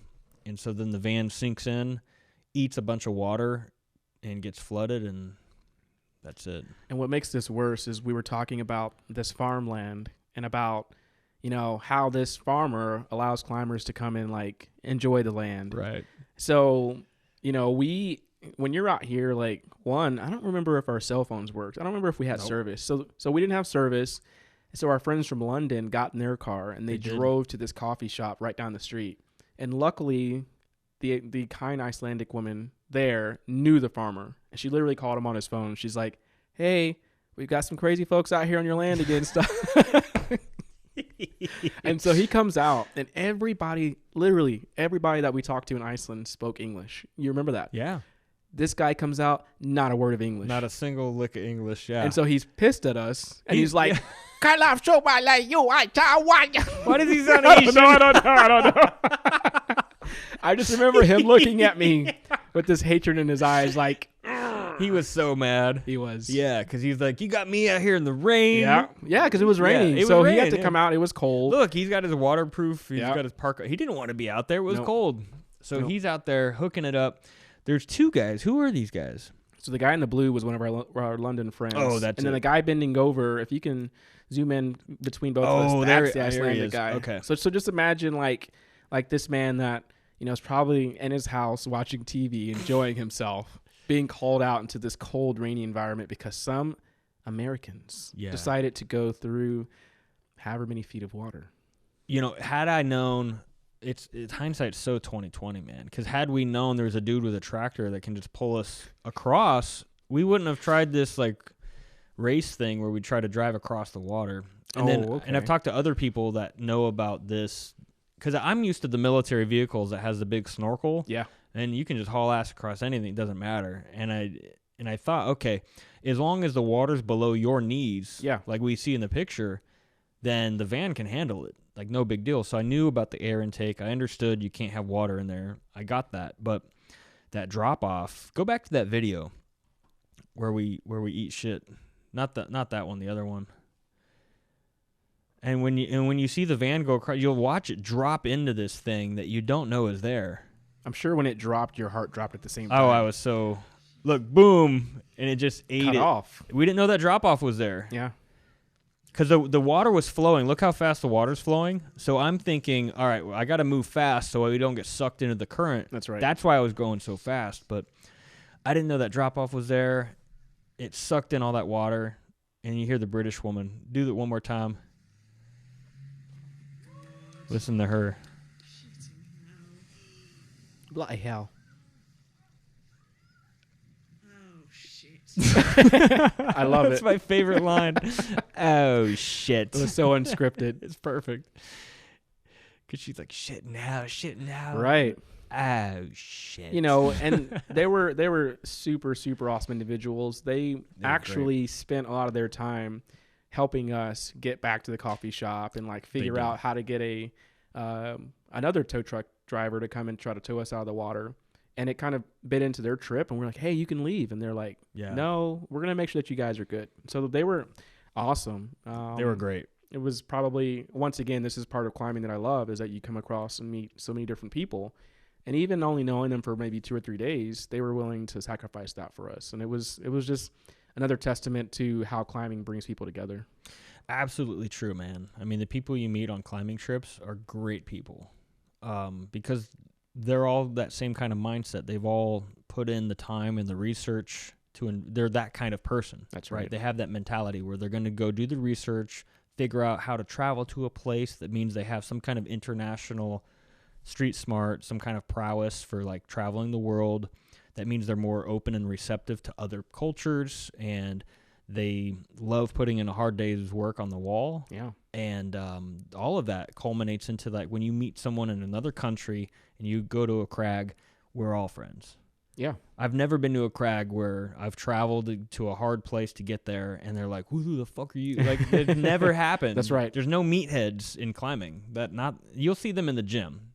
You'll see some meatheads in the gym because they kind of traversed over from the CrossFit world, and they come in trying to muscle through it. I'm going to pull up all the way and impress my girlfriend. And you see the girl, like, she's just kind of like stressed out about the whole thing. And it's like not a good vibe for everybody that's watching or having to hear it, because you don't even have to watch it. You can just hear it like, get up the wall. Come on. Like, dude, what are you doing? Not the same thing. That's not climbing, man. Mm-mm. That's not the vibe, man. There's a finesse and the technique will always outweigh just the physical strength. You see these guys that are like huge. They get in there like, oh, I'm going to get up this wall. Check it out.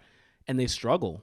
and that's what I love about it too. You don't have to be the most fit person. It's all about technique and about your mental fortitude. Yeah. And I think a lot of people take different challenges from that. I have friends that, that I would say they like to just climb moderates, like they like to push themselves a little bit, but they're not great chasing to climb a 13. Yeah. And I respect that. I think that they understand where they're at, and what they do climb, they climb it with such ease, and they're like, I'm working on technique. I'm working on all this. Yeah. I'm a little different. I like to kind of think, okay, I'm here at the gym. I'm probably going to get about 5 lead climbs in because of timing, right? Maybe 6, however many. And so I'm like, okay, let's start on this 10C. And my friends are like, oh, look at Kai starting on this 10C. I'm like, it's not to impress you. Yeah. It's that I know that this 10C is probably going to warm me up a little bit, and I want to jump into something before I start getting too pumped. Right. And so it's all just based on what my goals are and like what my challenges are, more so than any other sport where you're like, I have to beat you. It's all about you on the wall against yourself, and there are certain moves that I've done at some points where I thought I couldn't do it, and I pull it off. And it's life changing. You're like, yeah, okay, I pushed through that. What else can I do? That's 1,000% true, man. I'm not competing with you. Like you're a stronger climber than me. So when we go to the gym, I'm not feeling threatened that you're better than me. Right.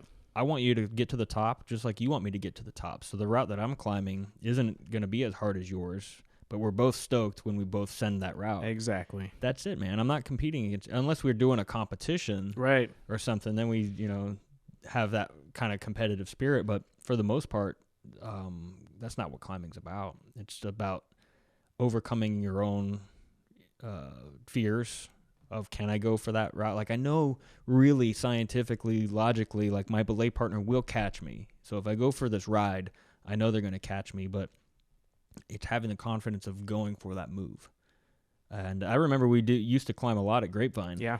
And that was a nice season because for me, it helped push me. It's like, I need to climb with people that climb harder, because a lot of my climbing experience has been passing that on to other people. And who are those people I'm passing it on to? It's newer climbers. And so I'm teaching the ropes, I'm teaching the technique, I'm teaching the stuff. And that's great because I have like all the fundamentals memorized. Like I could teach a class on fundamentals of climbing for like trad and elite sport climbing and all. I could teach all of that if I wanted to, because I've just done it so many times. It's just burned in the brain. Right. But that doesn't get me to advance to my goals, right? It doesn't get me to that point. And if I'm working a full-time job and I'm teaching new climbers, and how am I going to have enough bandwidth to like get into the 12s, the 512s and stuff. So yeah. So when we did that stuff at Grapevine, that was really cool because I love that overhanging arch. I love it. I hate it and I love it. Well, because it challenges you to do something that you're not used to, right? Yeah. Who climbs upside down like Spider-Man? Yeah. Nobody does it, right? Right. So when you start working on something like that, you're really kind of fighting gravity. Yeah. Yeah, I like that. Yeah. That's fun for me. Yeah. Yeah. Do you have any projects or things you're looking into now? I think a lot of what I go into the gym to try to project now is like 12 A's, B's. Mm-hmm. That's not necessarily like Olympic quality, but once again, it's not necessarily the goal isn't always to get to this point of where these professional climbers are, right? It's just to see what I can push myself on. Yeah. And considering that I haven't been climbing as much, like I used to climb 3 or 4 times a week, and now I'm climbing twice a week. The ability to be able to maintain and even still work on those 12s is exciting to me. Mm-hmm. Because a lot of people will say, hey, I haven't been climbing as much, and now I'm back down to this level.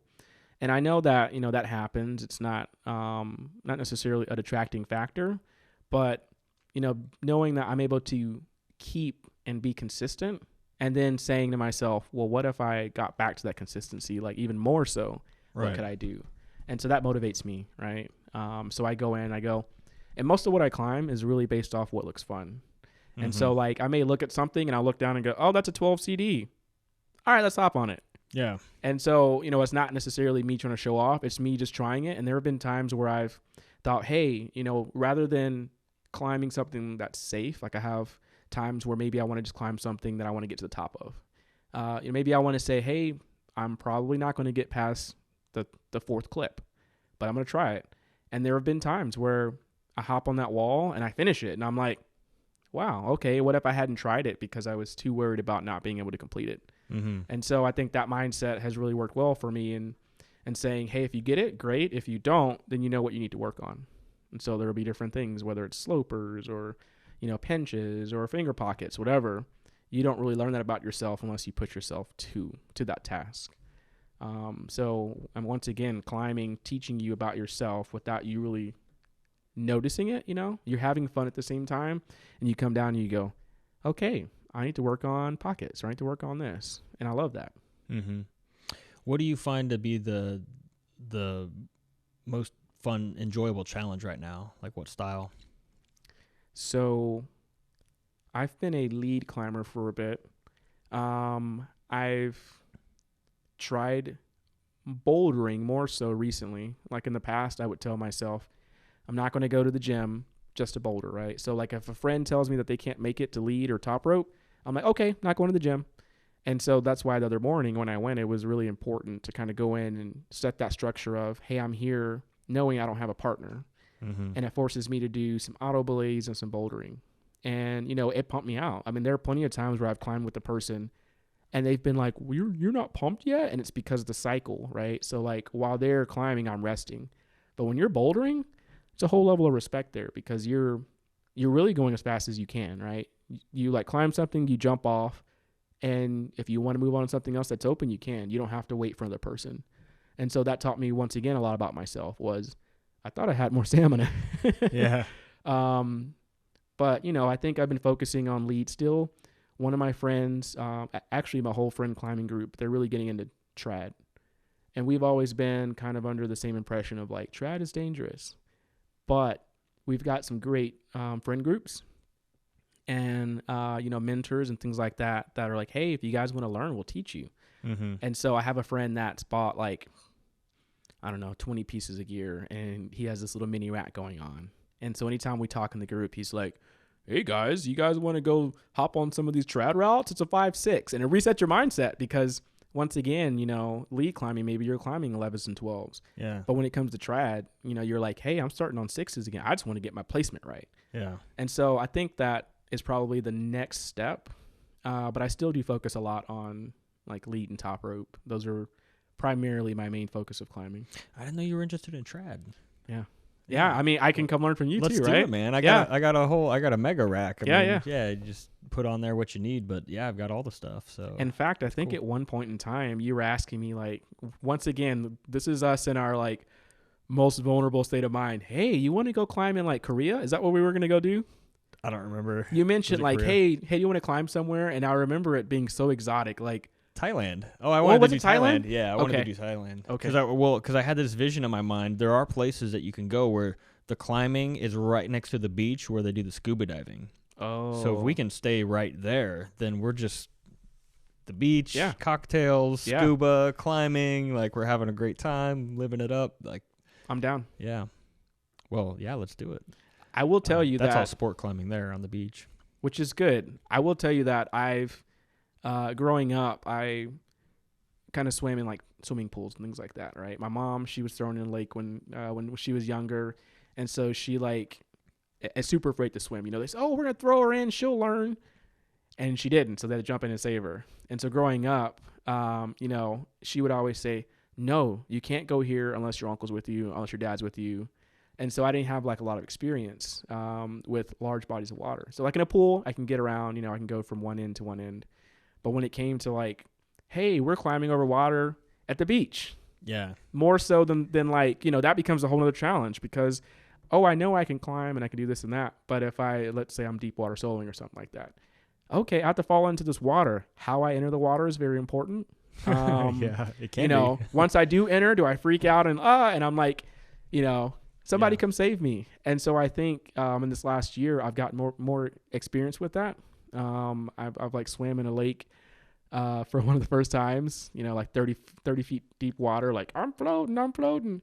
And, I like jumped off a cliff into like some water at a friend's, wedding. Yeah. So, now I think given those experiences and my experiences climbing, I think I'm even more so excited to try that new challenge, like Thailand, new locale, like we're here on the water, like in case we're doing things over the water. And it's just this new experience overall.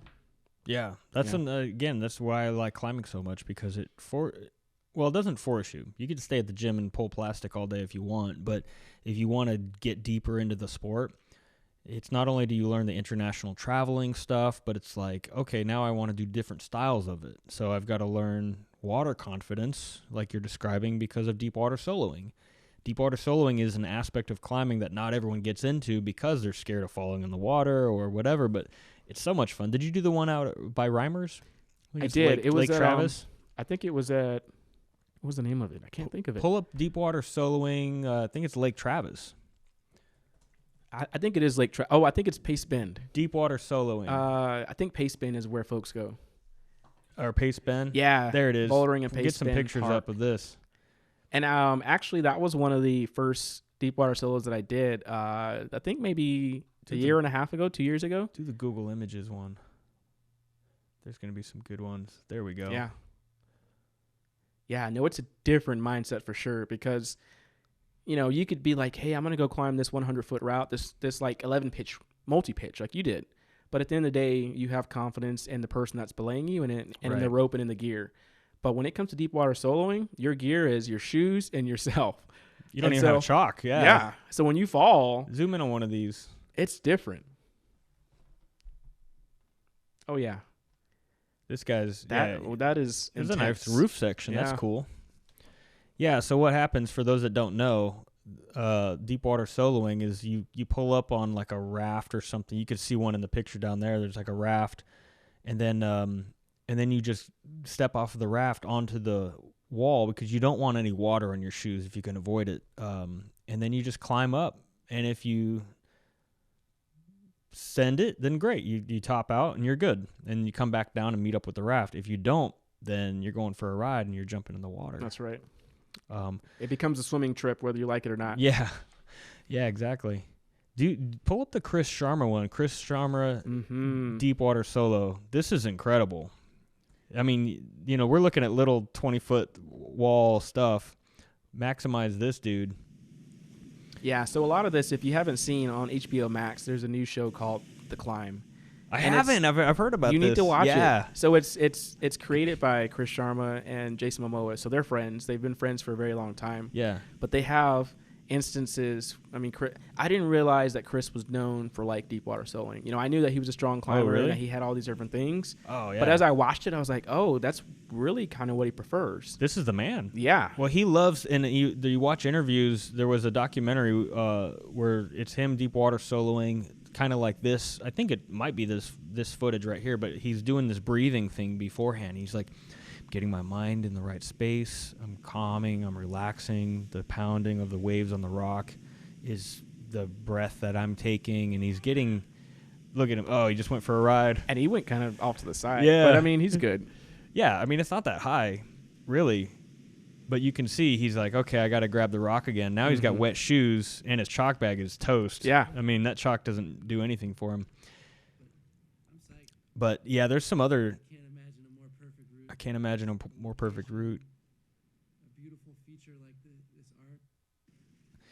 Yeah, so he kind of gets into the Zen way of talking about it, and I'm like, I like that. Yeah, I like that, and that's the difference between who's the other dude that's like best level climbing dude in the world that did the Dawn Wall in like Tommy 7 Caldwell. No, they did it in 30 days, but what was the 7 days?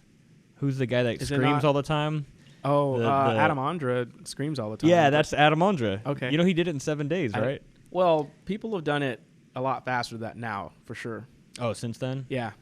Even faster than 7 days? Yeah. Free climbing it, not aiding it? Wow. Yeah. Okay, well, anyway, I got to look at who did that. I'm pretty sure, I still feel like Alex Honnold and Tommy Caldwell have the world record. Like, I know that. Well, no, it's Kevin, what's his Well, name? Kevin Jorgensen and him climbed it, but In 30 days.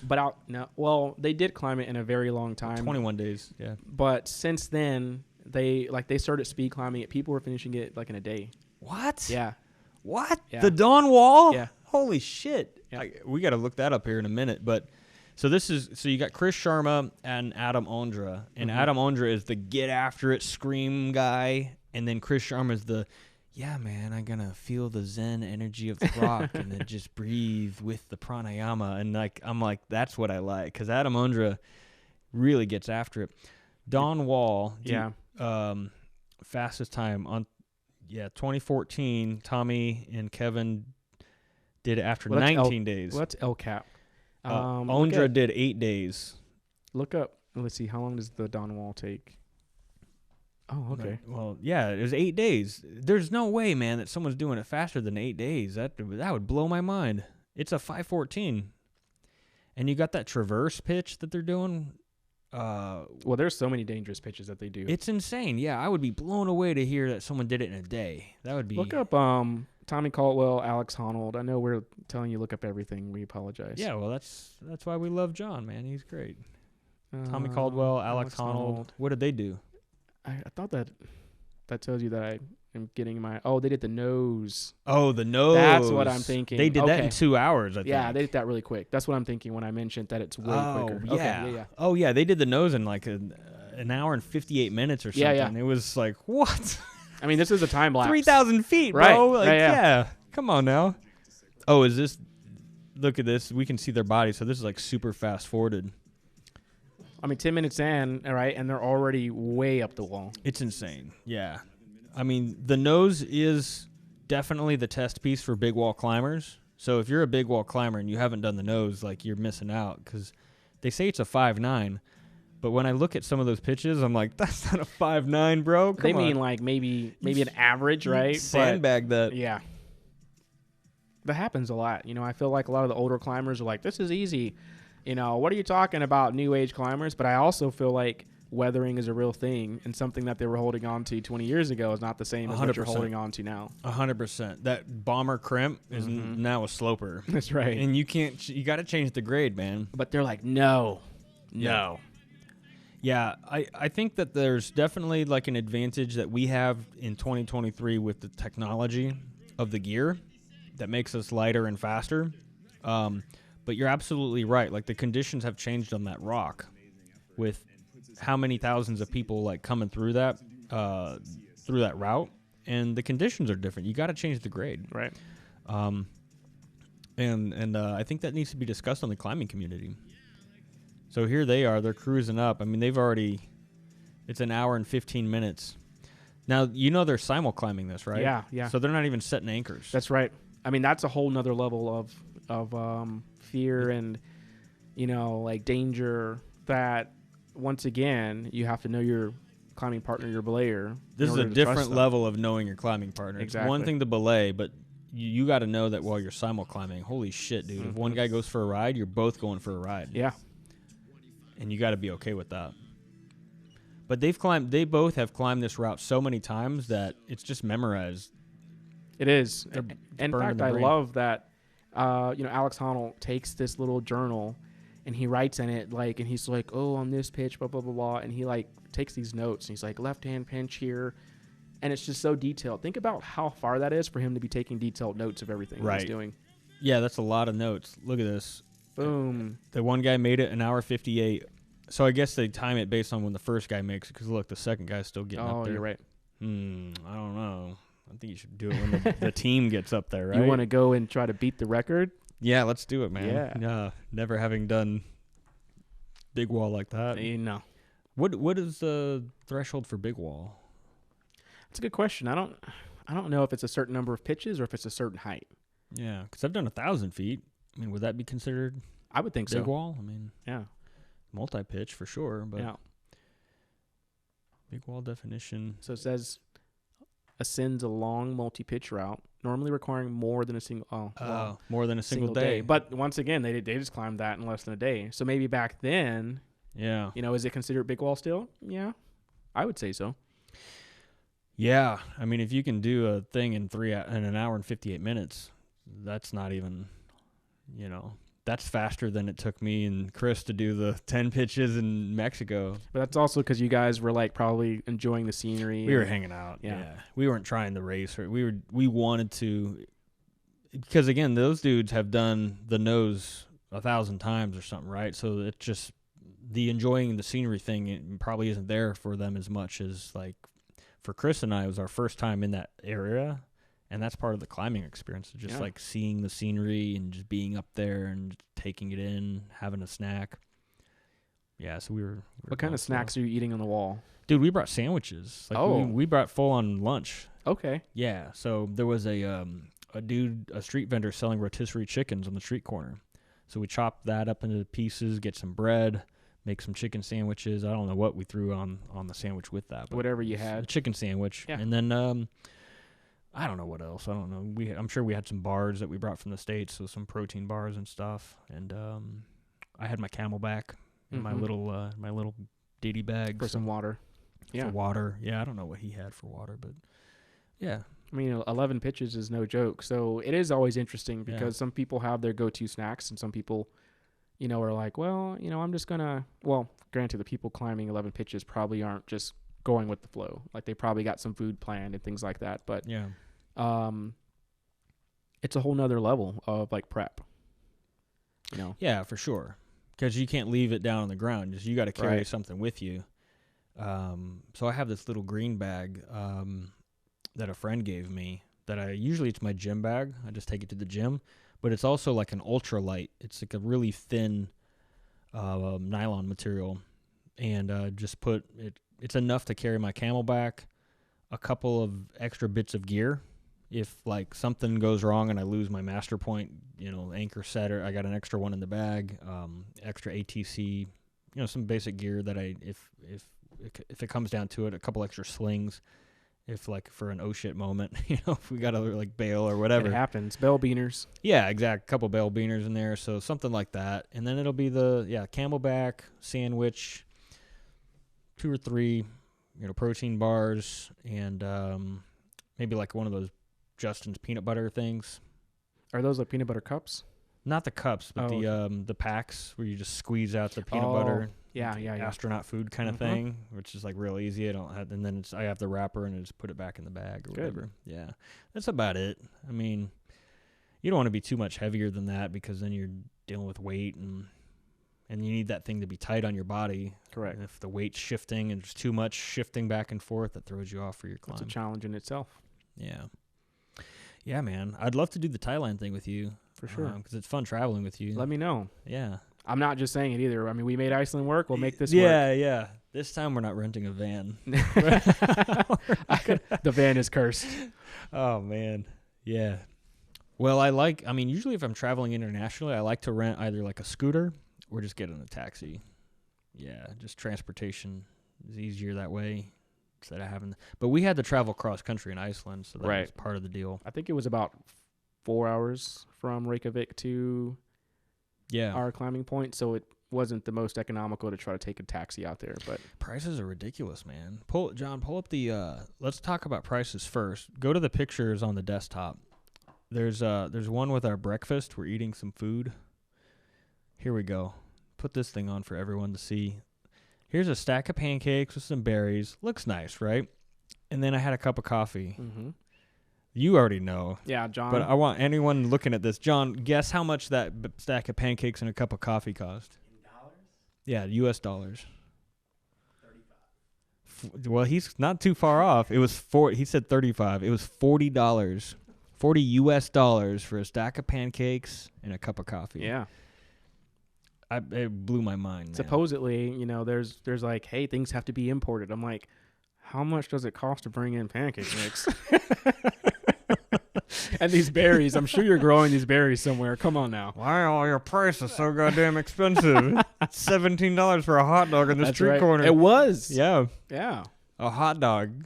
And I've been to places that have been deemed expensive. Yeah. Iceland was one of the ones that actually held up to their heritage of The like most being expensive. expensive. Yeah, for sure. What was that Japanese sushi place we went to? You remember Oh that? yeah, that was in Reykjavik. The hostess was real hot. I remember the hostess. It's like, God. We're eating our food and we're like, Paul, we need you to eat. No, it wasn't that bad. You're Come over here on. like, No, I was just being flirty with her. She Yeah. was really cute. Yeah. she was. She was but she was beyond cute. But yeah, I was like, if this is how women are in Iceland, like, You're coming back for sure. yeah, I'm gonna move here. We go to the other one. There was another meal picture. There it is. Oh yeah, that was the pancakes too. So we took pictures of everything because we said Yeah. if we were going to pay this much, we wanted to remember it. Couldn't believe it. Yeah, zoom in on, what did you eat? You had an omelet with some, what the hell is all Omelet with some lettuce. that? Is it just lettuce? Lettuce. Is that just random lettuce? What is that? Well, hold on. I think what they were calling it as like salat, Uh-huh. like salat. Yeah. Like so they had like tuna salat or just salat in general. Yeah. So I would say that that's an omelet with And salat. salad. hmm Yeah. What is that, guacamole in the middle? No, I I think see- it was just a juicy piece of lettuce. That looks like a stack of avocado smashed in the middle there. What did Michelle get? Let's go to over to her thing. She got more classic. How American. Some Yeah. fries. Frites and Papas fritas. She got a She had steak. eggs. I know. Is that a steak? I think that was a steak. Damn, yeah. Michelle. All right. Yeah. She knows how to get down. And I'm sure that was $100. Oh, No. yeah, I know, right? I don't know what she paid, but she got meat. So anything when you're getting meat in Iceland, it's gonna be just astronomical. Mm-hmm. Yeah. Well, that was a great breakfast though. Yeah. I got us a Cafe Paris right there in Reykjavik. Man. And I think that was after was all of delicious. our conundrum with the van. So I think it was just even better. Yeah. Like it just, Yeah. we're not in cold water. We made it back to the city. Let's eat. Dude, do you remember the chaos with the repair shop? I do. The guy wanted to take our passports. Well, your passport. Well, my passport. Yeah. 'Cause I was on. Oh, it was just mine. Yeah. Because I was on the rental. But we talked him out of it. I'm pretty sure that you talked him out of it. Yeah, because I took a video Of you like handing. Here I am. This guy asked me for my passport. Here I am handing it, and he was like, Yeah, and the manager and is the owner like, was like, no, we got that on film. Like, we're not taking this guy's passport. Like, In fact, I think we went to the embassy and they were like, "No, don't give him your passport. it's you know? illegal or something, right? Yeah. Yeah, it's against the law for them to do that. Mm-hmm. So we had that, and we had the thing on video, and the manager was like, here's your passport. Like, Mhm. we don't want to get in trouble. Yeah. But they didn't want us to leave without paying for the repairs. Right. And I'm like, but you got our credit card. That is the connection. That's the collateral. That is it. Yeah. I Mhm. mean, if something goes down, then you just put the claim on the credit card. But Yeah. Yeah. I was amazed and really glad that they could fix that engine. Mm-hmm. Yeah, I think that was the big point, is that they were worried about having customers after us that they'd have to cancel because the van was ruined. Right. And so the fact that they had an on-site technician or mechanic that could go through and work through it. I remember when the engine started up and there was some white smoke billowing out, and they're like, "Okay, it's working." Yeah. and we're we were like, "Oh, are so you they- sure? Because Yeah. it doesn't look very good. Yeah. Oh shit. So, but they were really nice. They actually, they charged us for, I think, like a radiator, and that might have been it. They didn't even charge us for labor. For labor. Oh, they didn't? No. Are So you I think sure? most of the cost was that we had to be towed back to Reykjavik, which was 4 hours. That was separate. Right. But overall, they didn't charge us very much. Like, they didn't charge us like labor, really. Do you know that towing? So anyone listening, like if you look at a map of Iceland, pull up a map of Iceland. We were in it's Hnappavitlir, so HNA P. Napa HNAP. Yeah, the A. second one right there. Yeah, the second one. Hnappavitlir, Hnappavitlir, Iceland. Iceland, second result. He's on it right there. So zoom out of that. So do a directions to Reykjavik. Yeah. Click on the far left. You see the directions button? Yeah. And then just do Reykjavik, like REYK. Yeah. Yeah, that's it. Boom. All right. So Look at how that. far is that? 4 hours. 351 kilometers. This is where us Americans get thrown off. Yeah. Yeah. How many miles is 350? I mean, it's across their country for sure. It's a pretty far distance. Do a conversion. 350 kilometers to miles. We're gonna make it easy for anyone listening. So 217 miles. Yeah. Actually, that's pretty It's far. not bad. Well, It's pretty far. 217 miles being towed. But we're not driving. They charge $4,000 for that tow. Mm-hmm. Did you know that? Yeah. It's $4,000. Yeah. To get towed that 4-hour drive. Oh, I know, because Fuck, that was because a lot of we as friends all decided to split the cost because we all went in together. I know how much it was. God, I know. And I think that's the great thing about it is, there might have been concerns about like, oh, will this tear apart the friendship? It didn't. I felt like Yeah. we understood that it was a collective decision, and we owned up to it, and we have this great story to tell. And, Yeah. we look back on it and we're like, well, now we know in the future. I felt bad. I really felt bad because I was desperately hoping you guys were agreeing to splitting. Yeah. But I was like, well, I know I was driving the van, but we all kind of agreed Mhm. that we should drive the van across and give it a shot. So it was like we all kind of It was a team effort. team effort sure. at it. Yeah, because I was like, I know I was behind the wheel, so I don't know. Yeah, you're right. I feel like for me, my point of view, I felt like it did strain something, but Apparently that's not true. well, you're here, man. I mean, we haven't seen each other in a while, Yeah, but it wasn't because of Iceland. it's because of Iceland, man. You're still mad about the van. The whole time I'm like, when are you going to reimburse me? No, I don't know. The credit card was supposed to cover something, but Yeah. that never happened. Yeah. Well, no, they covered. No, they did cover a certain portion. They didn't cover Right. all of it. So I Right. feel like they covered all but like $2,800 or something like that. And then we had to pay the $2,800 that we split, Something like that, Yeah. yeah. which was like $1,000 each or something like that. And so then it was like, okay. Yeah, well, all the labor and the towing, everything was like $13,000, Right. which was insane. I was like, to tow a fucking car and to fix the engine, like, God, $13,000 will buy a new car. Yeah. But yeah, that's how the prices are over there. Mm-hmm. Yeah, I mean, we can't talk too much shit. You know what I love though? That tow truck driver was cool. He was super cool. I mean, that was Yeah. an experience in itself. I remember it being super, I guess, dark by the time he got there. And, Yeah. well, it was getting dark. And so when he towed us, I remember being like, hey, I'm hungry. Can we stop? He's like, yeah. We stop at like a little Icelandic gas station. Yeah. We get some food and stuff. And it was an adventure in itself. We were in this really odd predicament. But even still, we managed to kind of turn that into an adventure. He was the Icelandic language is amazing to me. It sounds like they're underwater talking. I mean, because I've and I want to hear about your Japanese thing, but like learning the language. But like I feel like having learned some French, having learned some Spanish. I did some work in the Philippines for a number of years, so I know I've lost most of it, but I knew some Tagalog and some Ilocano. I was in Ukraine last year. I started picking up on that. Like syntax is something that I have a basic concept of like the syntax of a language about when things are said. Mm-hmm. So even if I don't know exactly what you're saying, I get Where it's at in the structure of the I sentence. understand where some of what we're doing, what we're talking about. Yeah. The vibe, and I know your emphasis on syllables means a certain thing. With Icelandic, I was completely lost. I was the same way. Yeah. I mean, it felt like a lost language. Because if you think about Yeah. it, there aren't too many people that live in Iceland. Yeah. And so the people that are speaking this, they didn't adapt any other language. Like, this is what they speak. This is their language. Right. And they learn English because a lot of people learn English all over the world, but they're still sticking to it. In fact, I think like the Philippines, like I think English is in the running to become like the main language, and a lot of people are fighting against it to be like, hey, we want to keep our heritage. Well, like Iceland's been standing strong. Well, Tagalog is actually a minor tribe. So even the fact that that's their national language is kind of odd. But you see that in other countries. Like the predominant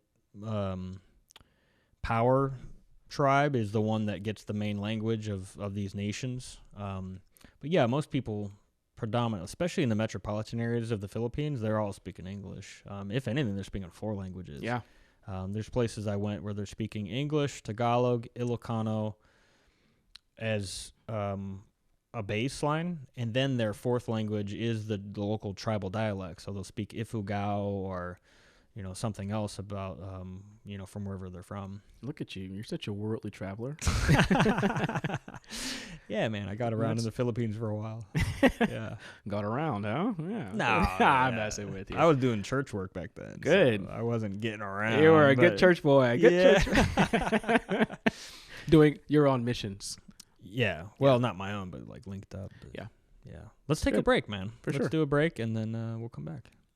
Ooh, sounds like the beginning of a song. What is it? When you start talking, you can tell me where to go.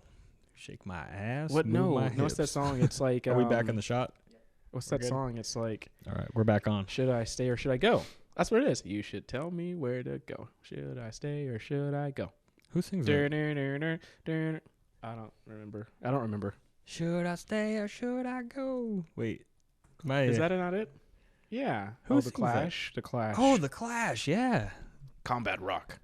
Ooh, yeah. Right. What are they on? A train track? Probably. Yeah, they're just like at somebody's backyard. And this Like, guy's where got the his face covered. Yeah. He's like, kill me now. It's like, this is an embarrassing cover photo Yeah. for the album.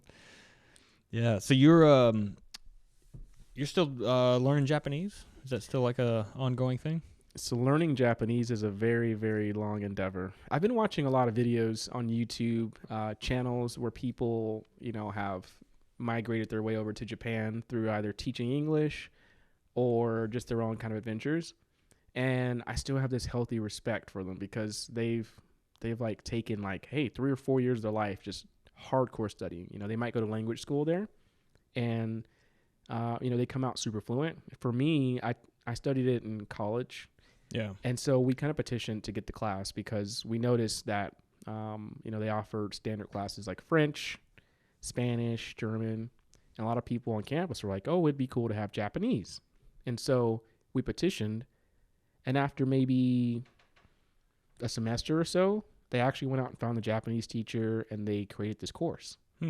And so a lot of the students that joined, we all were like, okay, we're in it now. I don't know what to expect, but let's do it. And so it was really cool because she really focused on all aspects of speaking. Like it was like speaking, listening, writing. Why can't I think of the fourth one?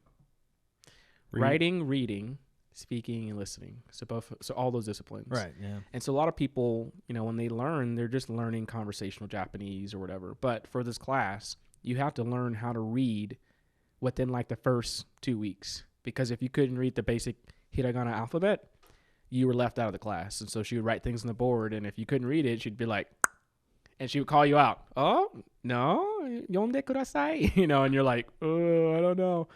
And so it really forced you into that like really strict learning environment.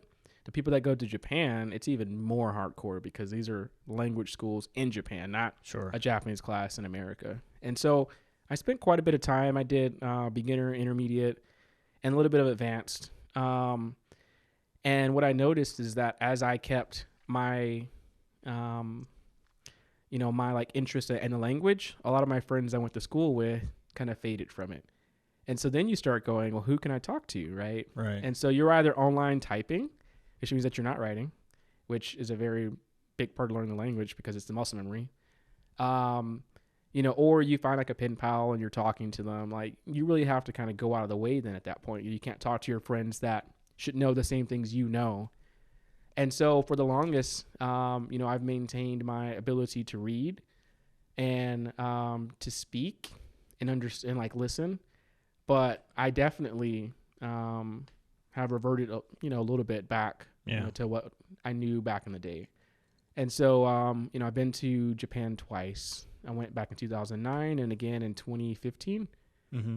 And, when you're there, the exposure and, just being immersed in the language brings it back so quick. For sure. But when you're in America, there are times where you're like, what was that again? But like when you're there, you're reading and you're like, oh yeah, this is a karaoke shop over here, or this is this, let's go here. So I'd say that I've still maintained a fairly good level, but there's still a lot more to go. Yeah, for sure. I do. I like to travel to Spanish speaking countries because I have a baseline. Now, if you ask me to say some Spanish stuff here, I wasn't going to put you on the spot like that. No, I didn't. Yeah, I didn't think you want me to. You can. I mean, but like I said, we're here in the U.S., and I haven't been to a Spanish-speaking country in a while, so I've kind of lost some of that. But my baseline's pretty good, so if I show up within 2 days, it's all coming back. Like, it's like, oh, okay, I know how to ask for the taxi. I know how to ask for a wake-up call in the morning, and it's like it all comes back. But if you ask me to do stuff right now, it's just gone. Yeah. It's like my brain's like, we don't need that information. Put it in the archive. You tuck it. Yeah, you tuck it away. Yeah, I guess that's what you're doing with Japanese. Essentially. I mean, there are plenty of instances where I still have things to read, and I go, oh, yeah, this means this, At work in the office, one of my coworkers is a sweet older Chinese lady, and so she would have things in her desk, and not to be like eavesdropping and like looking over and stuff like that, but I'd be like, hey, this means this, and I can't read Mandarin or like Chinese, but, I could say, hey, this is what the character is in Japanese, and she'd be like, yeah, that's whoa. For her, she just saw me as a data guy, so she's like, "What are you doing?" Yeah. Like you're understanding these characters, and so I think that kind of brought us closer together, and it made me realize, like, man, language is so cool. It's we can always say like, "Hey, there's Google Translate." Go up to somebody and like, play a clip, and they can listen to it and like respond back to you. But there's just so much difference, like you speaking it to them and them speaking it to you, and like how that brings you together. So I feel like, in my time that I was learning Japanese, it was my way to experience new cultures. And that was really before I started traveling more. Yeah. So I think for me, it was kind of like, I think a lot of people assume, oh, you like Japanese, so you're into anime. And it's like, I don't dislike anime, but I also couldn't tell you, anything past the second episode of like Full Metal Alchemist, right? The fact that you even know the name, though, I do. There is a thing where there's like Black American guys that are into Japanese anime. Oh, yeah. Like that's usually it's like Dragon Ball Z. Yeah. Now I was a big Dragon Ball Z fan, That's so a I can thing. tell you a decent amount about that, but I haven't seen the newer stuff. Yeah. But you're right. That's a thing, right? It is a I'm not thing. It is a imagining thing. that. Yeah. You're not. No, I love watching the YouTube videos where the guys are like putting on their parody of these things, and I'm laughing, going, "Man, it's so true." Like there's just this like hardcore like love for it, like Yeah. I don't know what it is. It's maybe because I guess like growing up, you would come home from school and the things that were on TV was like Toonami, like on Cartoon Network. And so like you'd have Dragon Ball Z and you'd have like Inuyasha and all that stuff. And so once you kind of started watching that, then you're like, what else is out there? Whereas for me, I kind of, gravitated more towards Japanese role-playing games. And so for me, those were kind of experiences that a lot of people didn't understand because they were like really story heavy. Meanwhile, friends are like, let's play some Tekken. Let's get in here and play some Street Fighter. Tekken. I forgot about Tekken. Yeah. And I was over here like, great. man, Chrono Trigger, like Chrono Cross, this is cool, and like playing all these different RPGs. Yeah. And so I feel like my love for the language, it was more so inspired by that than anime. But it is interesting to have people like, oh, you're like anime? Oh, okay. Yeah. Like they just make assumptions. And I think, I'm fine with that. People make assumptions all the time, but I like to kind of go against the grain and say, well, no. This is where I started getting, this from. And they go, oh, let me take a step back. Yeah. And it just gives another side to it. So, I mean, pretty much everything that I do is like, oh, my parents say that to this day. They're like, what are you doing rock climbing? When did you start liking that? Growing up in a Black household. Yeah. It wasn't that they didn't encourage me. They were always super supportive. Anything that I wanted, they said, hey, if you get good grades, we'll get it for you. And they honored their contract every time. I'd come home and they'd say, okay, the PlayStation 2 is launching tonight. Like at midnight. It was a school night. My dad's up there with me. Let's get this thing, boy. Let's go. And so it was a great life growing up. But at the same time, there were some experiences that we didn't get that maybe some other families had. Like, we didn't go camping. We definitely weren't out climbing. Like any sort of like outdoor sports, it would just be like, hey, my military company is holding a picnic and we're going to go play these things. Mm-hmm. And so maybe there was a level of like curiosity of with the combination of these fantasy realms of the games and being like, well, cool, there's this thing out here that I can go do. I didn't realize it existed. Kind of taking that and really kind of exploring, I think that brought me into that wonderment of adventure. And, just to this day, I still live by that creed of kind of learning as much as you can and adventuring when you can, because that's how we all learn. Do you feel like being a military brat was a benefit to you? I think so. I was one of those military brats that did all their traveling by the time that they were in 5th grade. So I was born here in Texas. And then we moved to Germany when I was about 3 months old. Mm-hmm. And I was there until about 3 years old. And so the funny thing about that, my mom was like, oh, all the German people loved you, and like, you were speaking German. I'm like, I don't remember any of it. I would love to have been bilingual then, right? Yeah. But once again, it's just one of those things, you come back to the States and you forget it. And so, we moved to like California, Kansas, and then like around 5th grade, we came back to Texas. And so I feel like that fundamentally structured me, to be like, hey, growing up, I would have friends, and then it would be like, okay, bye, we got to leave. Okay, see you, hopefully in the future. I think that kind of got me into this mindset of like, people are there for you, but like, you have to kind of find your own path, because, there were plenty of times where I'd be like, I don't want to leave, and they're like, well, you have to. And so I'd have to adapt and go somewhere new and learn this and learn that.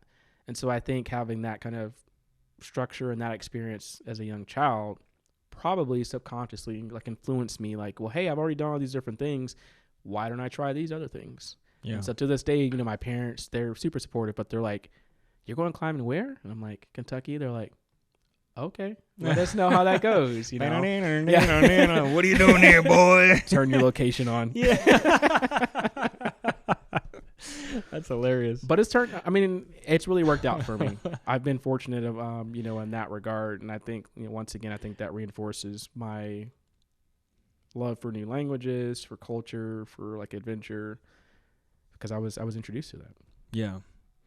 That's cool, man. I feel the same way. I was in the military, so I feel like the exposure to just serving with people from different ethnicities, different backgrounds, that alone was great. Having my parents be more or less open to just connecting and being friends with people from different cultures and backgrounds, that was cool too. Predominantly for my mom. She's French Canadian. She had a stint where she was a drug dealer in Europe and, doing that whole thing and traveling across the U.S. and she was a nightclub DJ. And so like a person like that typically is just open to meeting anybody, right? So I had that good influence there, being in the military, serving with different people, but traveling the world. I remember one training op where we did some stuff with the Moroccan military. It was awesome. They're really cool people. They're just people. I mean, I think like, oh, they're African, they're Moroccan, they have right. They have this Arab French fusion. I'm expecting they're just dudes, you know. They're just dudes in the military, and there's like, hey, what's up? Hey, how's it going? Hey, like, come on, buddy. Let's go. You want to go drink? Yeah, exactly. So, that Moroccan trip was awesome. To just go to Morocco, I went surfing in Africa. Like that was very like rewarding in the experience of like just meeting the people there. So yeah, it's I think that military, you call it military brat, just like children of military service members, the service members themselves, the family around them, like you can say what you want about military in general and about like what the U.S.'s involvement is in terms of like military actions across the world. That's a different conversation. But just in terms of like, what is it as a human having an experience of being in the military or having a father or a mother that's serving in the military, and I'm being traveled around the world as well, you get a lot of enrichment. You really do. Yeah. I mean, I think you gain an advantage over the typical American where it's I was born in this town, I was raised in this town, and maybe during college I went to this other town, but I went back. Not too far away. Not too far away.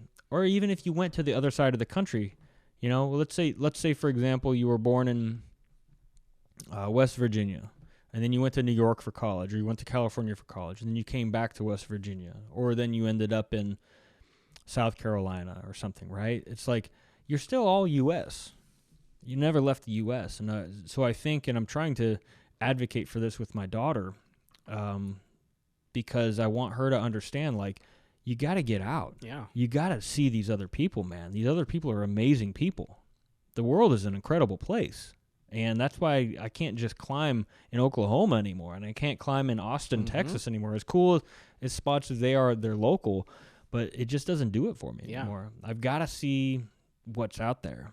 And for me, the exploration, climbing was just a vessel, was an activity for me to activate what was already inside of me of I got to get out and see the world. And climbing is just like an activity to do that. But the military was an activity for that as well, and other things just get me out. Scuba diving, like that's all things to just get me out to go see the rest of the world. Yeah. So I think that really keeps you on a path, because I feel like, like if you were just to say, hey, where do I want to go next? You've got to plan out this whole strategy of, okay, well, I've been here. Like that's most like this other country. Maybe I'll fit here. Yeah. But for climbing, you're like, where's the best climbing at? Yeah. You're not really too worried about it. And you get there and you deal with it, once you get there. Yeah. So it does take you outside of your comfort zone a little. But I think climbers like that. Well, exactly. Yeah. Why am I going to get on this route that's harder than I know that I can climb? You have to fail. Mm-hmm. I mean, dude, you can never get better at climbing unless you fall off that wall. Yeah. And what does that do? It builds confidence in knowing that my belay partner is going to catch me. It builds experience. What is it like to pull on a crimp that's 3 credit cards thick versus a jug where I can put all my fingers into it? I got to know what that feels like.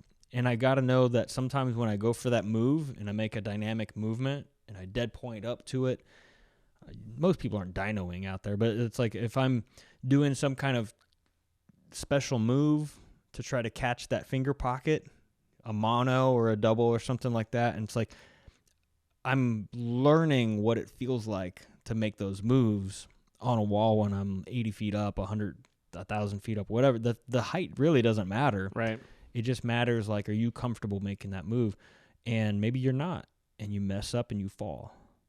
That's okay. That's the best thing that can happen for you. Exactly. Is that you get on a wall that's harder than you're used to, and you go for a ride. Yeah. I mean, for those of you that don't know, in the climbing community, anytime you're climbing and let's say you're above your clip and you take a fall, it's known as a whipper. Oh, yeah.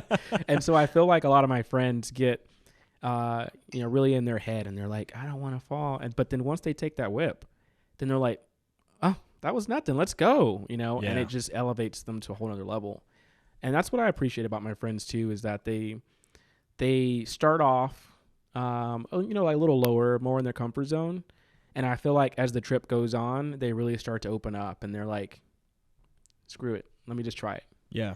And, I like instances we've climbed before and we're kind of pushing each other. Hey, let's try this. I like that. That's because fun. Yeah. Even if I think I'm outside of my own, comfort zone, they might be like, no, actually you're not. You're only on this route. It's only 1 grade above what you're doing anyhow. Yeah. And I'm like, dang, you're right. I have to kind of, and so it's really cool, having the outside perspective to say, well, why don't you try that? What's the worst that can happen? Yeah. And then being like, true. And then getting on. And I love that. I love being around people that'll push me to try harder. They'll push me into something, because sometimes I'm not even thinking about that. I'm just thinking in my own head and my own world about like whatever I'm doing. And I've been thinking about this with like shooting. Like for the average shooter, like if they come on the range with me, like I'm going to be faster than them. But I know what fast looks like. And I know that I can be faster. So it's like I got to get around the other dude that's shooting a little bit faster than me, where he's conducting a couple targets or something, and he'll do that, and I'll do that in like 4.5 seconds, and he's doing it in 2.8 seconds. I'm like, what in the fuck are you doing to cut that much time off? Like, I feel like I'm going as fast as I can. So what are you doing, man? Let me see what you're doing. And so that's it about climbing for me, is like getting around you, getting around other people that are like, it's not that you're a Chris Sharma. It's just like you're going to push me into something that we're not going to get anybody hurt. It's not about that. It's just about pushing past your comfort level. Yeah. And what you can handle is different than what you think you can handle. Yeah. And I know you. I've been around you. I've spent time with you. Like, I know you can at least try this. Yeah. Like, that's possible. That's within the realm of possibility.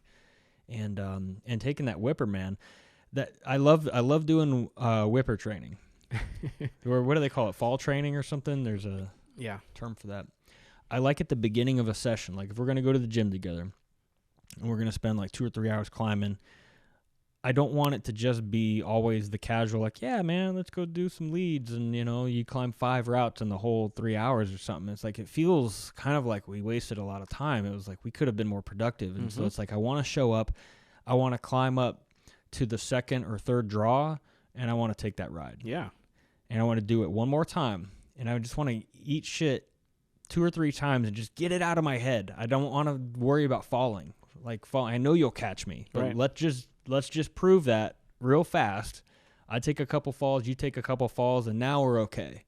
Now I'll try a route 2 grades above my limit. Like, I don't care anymore because now I just cleared my head. But I think you need that. You do need that. I think you need that head clearing. And I think it's super important for the belayer as well, because if you're a belayer and you don't ever take a person or take slack from a person that's whipping, Yeah. you really don't know what to expect, right? You know, you're used to them climbing and going take, and you just take a little bit. Right. There have been scenarios where some of my friends have been on some wall in a, you know, precarious spot, and, you know, they've started falling without themselves knowing. You know, they're on the wall and like, what's happening? And they're slipping. And we've had friends that are belayers who have been quicker, you know, like in their thought train and their thought process, and they've done some moves that have kept the person from decking and from, like, you know, Right. really being seriously hurt. And I feel like you need that experience to know, like, okay, if this person starts falling, you can run back, you know. If you're just standing there and you're trying to pull slack, you're probably not doing the right thing, right? So you have to really analyze the situation and be aware and be cognizant of what's happening, right? And so for you guys to say, hey, let's take this whipper fall and like training or whatever, that's beneficial for both, not just the climber, but also the belayer. Yeah. Yeah. I remember I was doing this trip in Salt Lake City, and it was me and a couple friends, so it was 3 of us. And so we did the mountain project friend finder thing, where you can get like a. Have you done this? No, I've used Mountain Project, but I haven't used the friend finder. The partner finder, friend finder, whatever. You can. So for those that don't know, you can go to Mountain Project if you're a climber, and you can just find a friend to go climbing with you. And I've done this on multiple occasions, where by myself or with a group. And so there's 3 of us, and climbing in threes isn't great, because we're all not going to get to climb that much. So it's nice if you have pairs. You get to climb in 2s. So we found a guy, and so I was belaying him. Solid dude, solid climber. Everything with him worked out great. But he gets to the top of this route, and he's like, cool, take, you know. So I take, and then so he's hanging out at the top, and he goes, hey, can I do a victory whipper? And I had never belayed someone that wants to do a victory whipper. You know, I know how to catch a fall, but someone that willingly wants me to feed slack so they can jump off the top of the route. So I was like, yeah, go for it, man. So I didn't change my slack thing, because on a victory whipper, you're supposed to feed him slack so he can go for a ride, probably over the roof. That was probably the final portion of the route. I didn't feed him slack, so he jumps and whips his shins right into the rock. Oh, my God. And I saw it, and I was like, oh, fuck. It's like, bring me down. Yeah. No. He's like, oh, like blood's dripping off Victory. his legs. It's like Mortal Kombat. Victory. Fatality. His legs are like gone. No, it wasn't that bad, but he did go, oh man, like my shins, like, didn't you feed slack? And I was like, yeah, I thought I did. And so once again, that's where you had a learning experience. It was a learning experience, yeah. Well, because there is a kind of a thing, not a culture, I guess, but like in the sport climbing world, like there is that thing where like you're so happy you've sent that route, you want to take a whipper, and so people will intentionally feed you out like 10 feet of slack so you can go for this big ride on purpose. Mm-hmm. Well, yeah, that hadn't really been my world. It's like you don't want to go for a ride, because initially my training was that you're doing trad climbing. And nobody wants to take whippers on trad Nobody wants to gear. weight their gear. Like, you were like, oh, I believe in my placement. Yeah. But I'm not about to test it. No, I'm not about to go for a big whipper, right? I don't want to do that. So sport climbing was kind of a newer thing where I was learning, like, oh, a lot of this is a lot more adventurous and recreational, I guess. Yeah. That's great. Yeah. Anyway, but yeah, it was it's fun. It's fun to do the whippers, get it out of your head, just clear out all the cobwebs, and now you can focus on the work. Yeah. Putting in the work. Putting in the work. That's right. Yeah. It's great. Let's pull up, I want to see if we can pull up anything on, like a big whipper. Like, let's go to YouTube and see if there's a... Oh, if you type in the weekend whipper, Oh, I'm is that pretty a sure thing? that you'll get, it's a feed of a compilation of plenty of, there you go. Weekend Yeah? whipper. Oh, geez. Go to this, yeah, there you go. That looks good. Ooh, the Nutcracker. I don't know if I like that name. The Nutcracker. I don't like that. So he's just on a typical It's on a roof section. roof.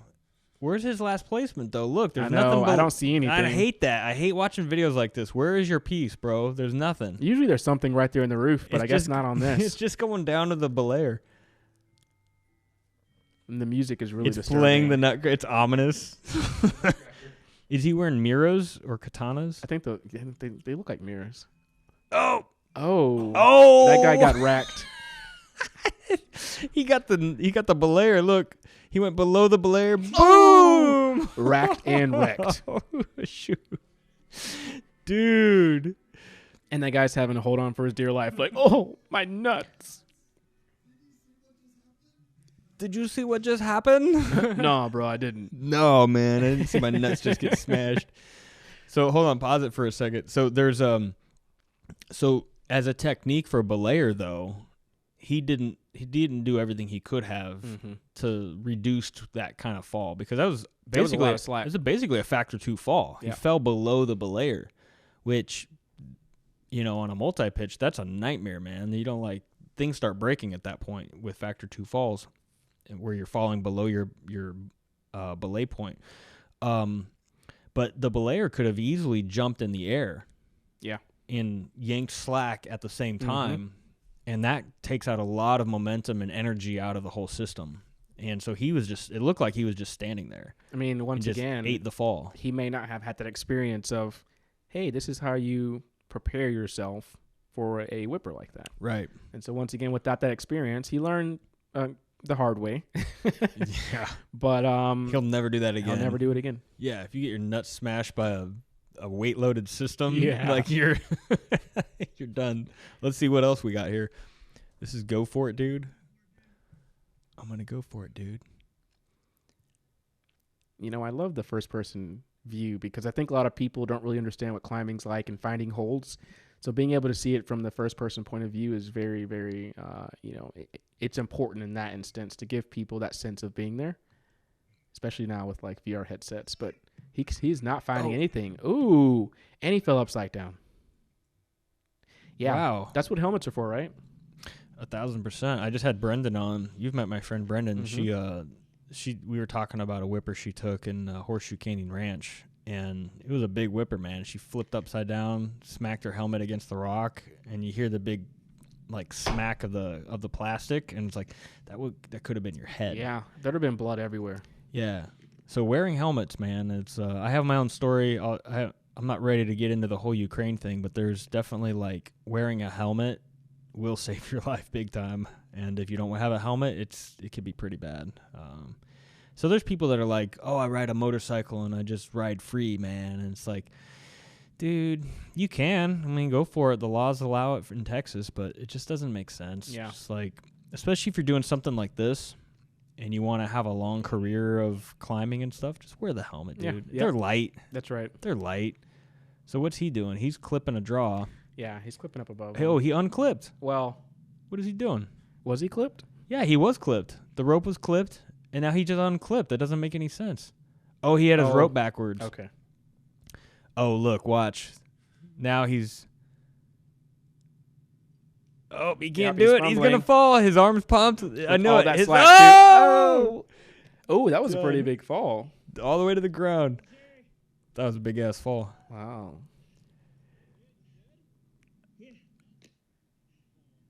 Man, all that Look at slack. that.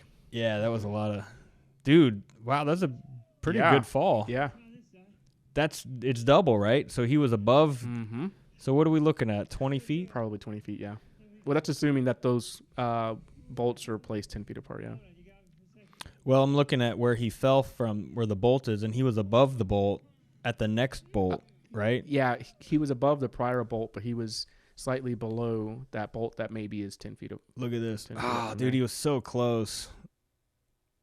What is this? Like a weird like a virtual weird slow reality. motion. Jesus. He was like in the Matrix doing It's like this. a roller coaster. Look, at it. look, you can see the guy down there. Oh, he's like falling to his friend. That's a great slow-mo. Look, the rope is still whipping around. Meanwhile, that guy's like, it's over. Oh, wait, he was... okay. Fatality. What is this virtual reality? Look at this. Yeah, it is a very interesting slow motion. I hope people watching, if anyone listening, we're watching a guy fall from a rock, and it's doing this weird Matrix thing. Yeah, the rope's like in one place, and then it's in another. Yeah, it's like a virtual reality.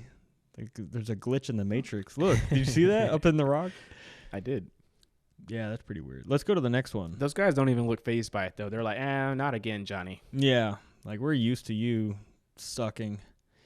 All right, so now we're watching As Close as It Gets. We can... Oh, he's about to deck then, based on that name. As Close as It Gets. And once again, you can see how much the rope is clacking on the rock, which means that the last point is probably pretty low.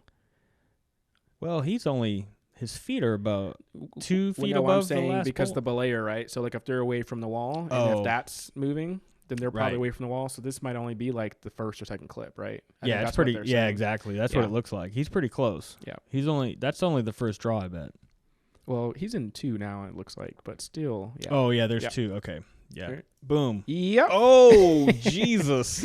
Oh, his head. Holy shit. Look at this guy's head.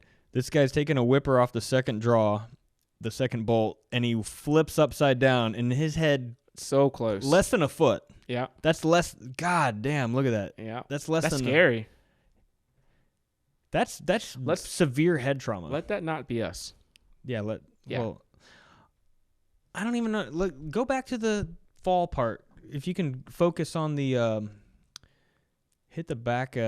Yeah, let's see where he actually falls, because I'm trying to figure out how he even flipped upside down.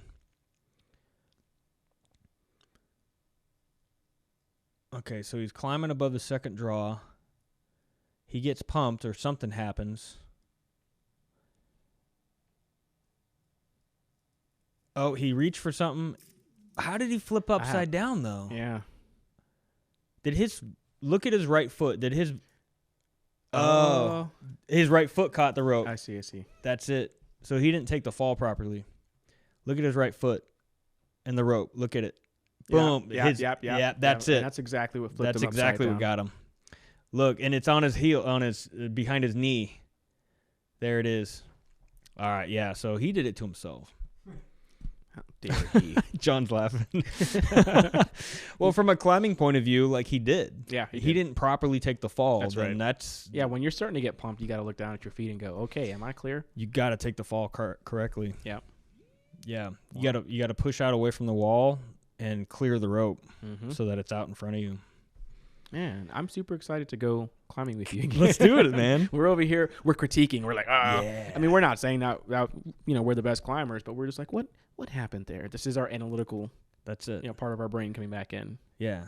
Well, I want to push myself. I want to push past that red line if I can, but the fundamentals cannot be sacrificed. Mm-hmm. So I'm going to push past where I'm comfortable, where I know that I'm strong enough to do this route. I'm going to push past that because I know that the fundamentals will always be there. When I take that fall, now I'm not redlining anymore. Now I'm back into fundamental mode. I'm thinking about the falling. I'm pushing away from the wall. I'm making sure I'm clear of the rope, all that stuff, right? And I know for you, like, you're an experienced belayer, so I don't have to worry about you catching me. And I got you. no, thanks, bro. No problem. Yeah, appreciate it, man. Plus, it's fun too, like traveling with you. And It stuff. is. It's a good time. Yeah, I think we had a really good time. I think we both have the same mindset of, we kind of know what we want to go and do, but I don't think we really structure it out too much. And I Yeah. think that really helps because a lot of people will book a trip and they're like, day 1, we're going here. Day Oh, 2, we're God. going here. 6:30 p.m. is dinner. And when things don't work out to your favor, like tempers explode, everybody's pissed Yeah. because you didn't get to do it. Whereas, we might have a very loose kind of plan. Hey, we want to do something like this, and it really creates a new adventure because, I've been on trips where I've met people and I was going to go do one thing and then they said, oh, well, this is cooler. And I changed my plans. And it Yeah. turns out to be even better because you learn from the locals and from the people that have done these things. And so I feel like what we've done so far has been like, hey, let's just kind of feel it out. We like camped overnight and like we saw Black Sand Beach and we did this and that. And I think that's kind of where I'm at in my life is go with the flow. There's so much structure in everything else that I do that I need to have some contrast. Yeah. So, Well, that's the tech mindset. You pull up that picture, John, on the desktop. There's a Black Sand Beach we were at. There it is. I feel so bad because your drones stopped working. well, it stopped working And then after some time, I got some of the sand out, and it started working again. Oh, did it? The gimbal was a little, but it was flying. It was flying. Yeah, but that beach was beautiful, man. Yeah. And so you're there flying your drone around. I love the rocks back there in the distance because it reminds me of the Goonies, like the little coin thing the guy had, and he held it up and he's like, "That's a black man's rock or dead man's rock or whatever the name of the rock." I don't know. Black man's rock. Sorry, Black man's rock. I mean, black men do rock. You're right. His subconscious, man, black man rock. Rock climb too. Yeah, I know, right? Yeah, there's a whole lot of there's so many layers. Shit, yeah. Whatever the name of it was. One-Eyed Willie or whatever. But there was a name for the... One-Eyed Willie was the pirate in the Goonies, but whatever the name of the rock was. But that so beach, funny. that black sand beach was awesome, man. It was. Like, the sand was nothing like anything that I've seen before. It was so unique. It was very cool. And just the fact that we stumbled across it. Yeah, we didn't even know we were looking for it. Yep. We just knew we were driving to the climbing place, and out the window we just saw something. Mm-hmm. I think How we did saw we- a sign. I think we were at the liquor store, to be honest. There's a liquor store across the street. I know that sounds kind of funny, like Black Sand Beach liquor store, but I think there was. And I think What was the name of it? There was a town, Hut? Vic Hut? Oh, Vic yeah. had a hut. And I think, Yeah. we had like camped there overnight. And then I Yeah. think we stopped by the liquor store. And then as we were leaving, we're like, what's that sign over there? Right. And then we went to it and it was like Black Sand Beach. And I think you were like, oh, let's go. And we drove over and it was this. Yeah, there was no way I saw a sign for a black sand beach and I wasn't going to stop. Yeah. Like, at that point... Black sand? Yeah, there was a point where I overrode the vacation. Like, we are stopping to see this black sand beach. Like, But it was a that's- good decision. Yeah, well, for sure, yeah. No, I knew you guys would have been down for it, but in my mind, I was like, I'm not leaving this place until I've seen the black sand beach. But Yeah. that was cool, man. Dude, I still have not all of them, but I have most of those little bottles of liquor we bought. How? I have them in my van. Okay. I keep I've had the van for over 5 years. I keep thinking that every time I'm going camping with people, I'm going to break out and be like, hey guys, I have some cool liquor from Iceland. You guys want to try? And it's never happened. Because they're already like shit faced by the time you We're get there. already, yeah, something else. Like, hey guys, you want some of this over here? they're like, Paul, are you gone? Is that me talking? That's Wait you, a that's you, minute. that's you. That was someone else's voice. Nope. That's me talking. That's you. Hey guys. Hey guys. You don't sound like that. I'm just No, I giving you crap. don't. I hope I don't sound like that. Giving you Jesus. crap. Oh man, yeah, I've done a ton of camping trips with the van. I've just never busted out the Icelandic stuff. Yeah. We got to do well. What are we at? We're basically in February now, so it's been like 60 degrees lately. But if we can do, let's find a camping thing we can do. Yeah. And it'd be fun to sit by a fire. I've got the fire pit out here in the backyard too. Let's do that. Okay. I'll bust out the Icelandic booze and Bring us back. yeah, we'll bring it back. Yeah. Next time though, let's go somewhere warm. So I like the idea of climbing in Thailand Okay. because that's warm. Now that I've gotten over the water thing, yeah. Yeah. Yep.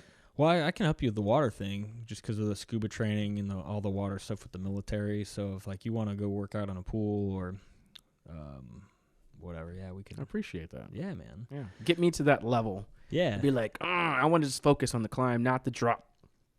Yeah, well, the drop is, I mean, if you know how to swim a lap in a pool, that's basically what it is. If you fall in the water from the deal, then you just swim to wherever we're going to go, to the shore, to the boat, that's it. You're just swimming a lap from where you fell to the thing. It's taken the fall properly is the deal. I did the thing Pace Bend where you do the free water soloing. There's a thing where you can walk around down to the bottom and get into your raft or whatever you've got, or you can just jump off the cliff. But at the very top of the cliff, the one that's like the one that looks out over all of it, it's a 50-foot cliff. It is. It's a legit cliff. Like anybody would be, feeling it. So we show up and I've got my stuff that I'm going to do it with. We got an inflatable floaty thing. I throw that over the edge. There's a bunch of high school, college age kids. And I don't know what anyone looks like anymore because I'm, over 40. How? Yeah, I'm an old guy. I'm an old fuck. So, but no, when we did this, I was like mid 30s.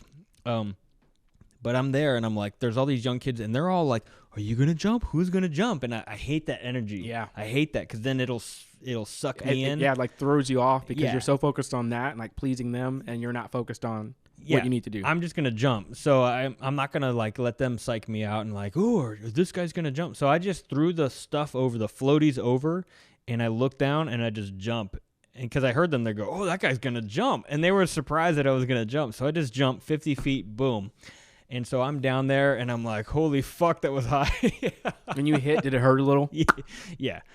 It hurt. You play it off. It smacked. Yeah. It was okay. It wasn't terrible. It smacked. But so I'm down there, but I realized I left Brendan up there. Oh, and so Brendan's up there, and so she's like, she knows she's in the same boat, mid-30s, and like, we can't let these fucking kids like, psych us out or anything. We got to show them what's up. And so there's this other girl that she talked to, and she's like, so Brendan was a little more timid. She's like, "Are you gonna talk? Are you gonna?" I remember her telling me the story. She was like, "Are you gonna jump?" "Oh yeah, I want to jump, but like, okay, let's jump together." So like, yeah, it's good, strength in numbers. So they both jump. I watch as she jumps. Instead of going straight down, she's kind of like at an angle, but she's not going sideways. So as she's going down, she's going straight down. So her legs and her ass and her back all hit the water kind of at the same time because she's at an angle. She busted up all the blood vessels in her thighs and ass. So she was bruised up. It was purple for like weeks. Wow. Yeah, it like burst blood vessels in her legs. See, like that's I just don't want to fuck my shit up. Yeah. Yeah. Well, but the point is like, well, hey man, shit happens. Oh yeah. And then you recover and you get back on that wall and you jump again. She still climbed though. That was the point though. Is like, yeah, okay, you had a shitty fall, but like she still climbed the rest of the day. It was fine. It was That's a good just point. It wasn't like she had to go to the hospital or something. So like, if you had a bad fall, deep water soloing in the water, like that was 50 feet. That was the highest possible fall in that area. But the rest of the day, it was all like 20 feet or less, really. Yeah. So after a 50-foot jump like that, Everything else seemed minuscule nothing compared to that. Yeah, it was easy. Nice and easy. Yeah, it was good times. Okay. Yeah, but I would love to do Thailand, man. That would be just like a fun adventure because I hear about how cheap everything is. Oh yeah. Let's make it happen. Yeah, let's do John, it. you want to go? You hear how quickly he said it? Yes. Yes. No hesitation. Well, I love that about John because he's definitely an adventurer. Like he wants to go, try things out and everything. So it's almost like adventure attracts adventure. If you think about it, Yeah. how we all met, and I don't know how you and John met, but like how you and I met was through this adventurous activity, Yeah, for sure. and we're like, let's go experience adventure together. Mm-hmm.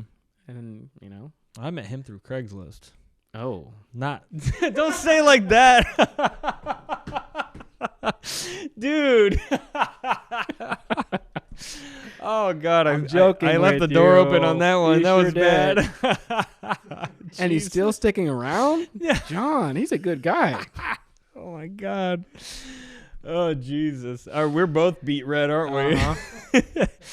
No, I put an ad out for an engineer. I need a podcast engineer, so I put it out, and he had come into town from doing another job somewhere, so it worked out. But yeah, John, I'm glad that you get to. You're essentially traveling because you have all these different jobs, right? So I think that's good for you too because you're doing what you like and you're traveling and you're adventuring and you're exploring. avoiding responsibility. Yeah, sure. Well, no, what I love about it though is he is, I would say like a career adventurer. So like instead of like you have your job, but then you go on adventures when you have your PTO. Yeah, Like he finds jobs that keep him interested, that's a very good point. and the job itself is the adventure.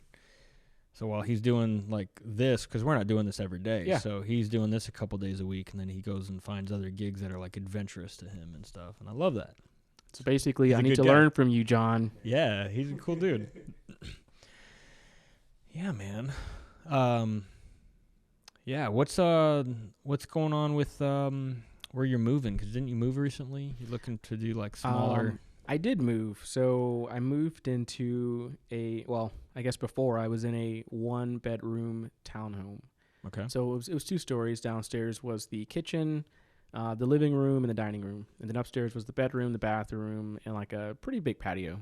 Yeah. And I lived there for, I'd say, about 7 years. Had a garage that I kept the motorcycle in, like pretty good, pace in life, right?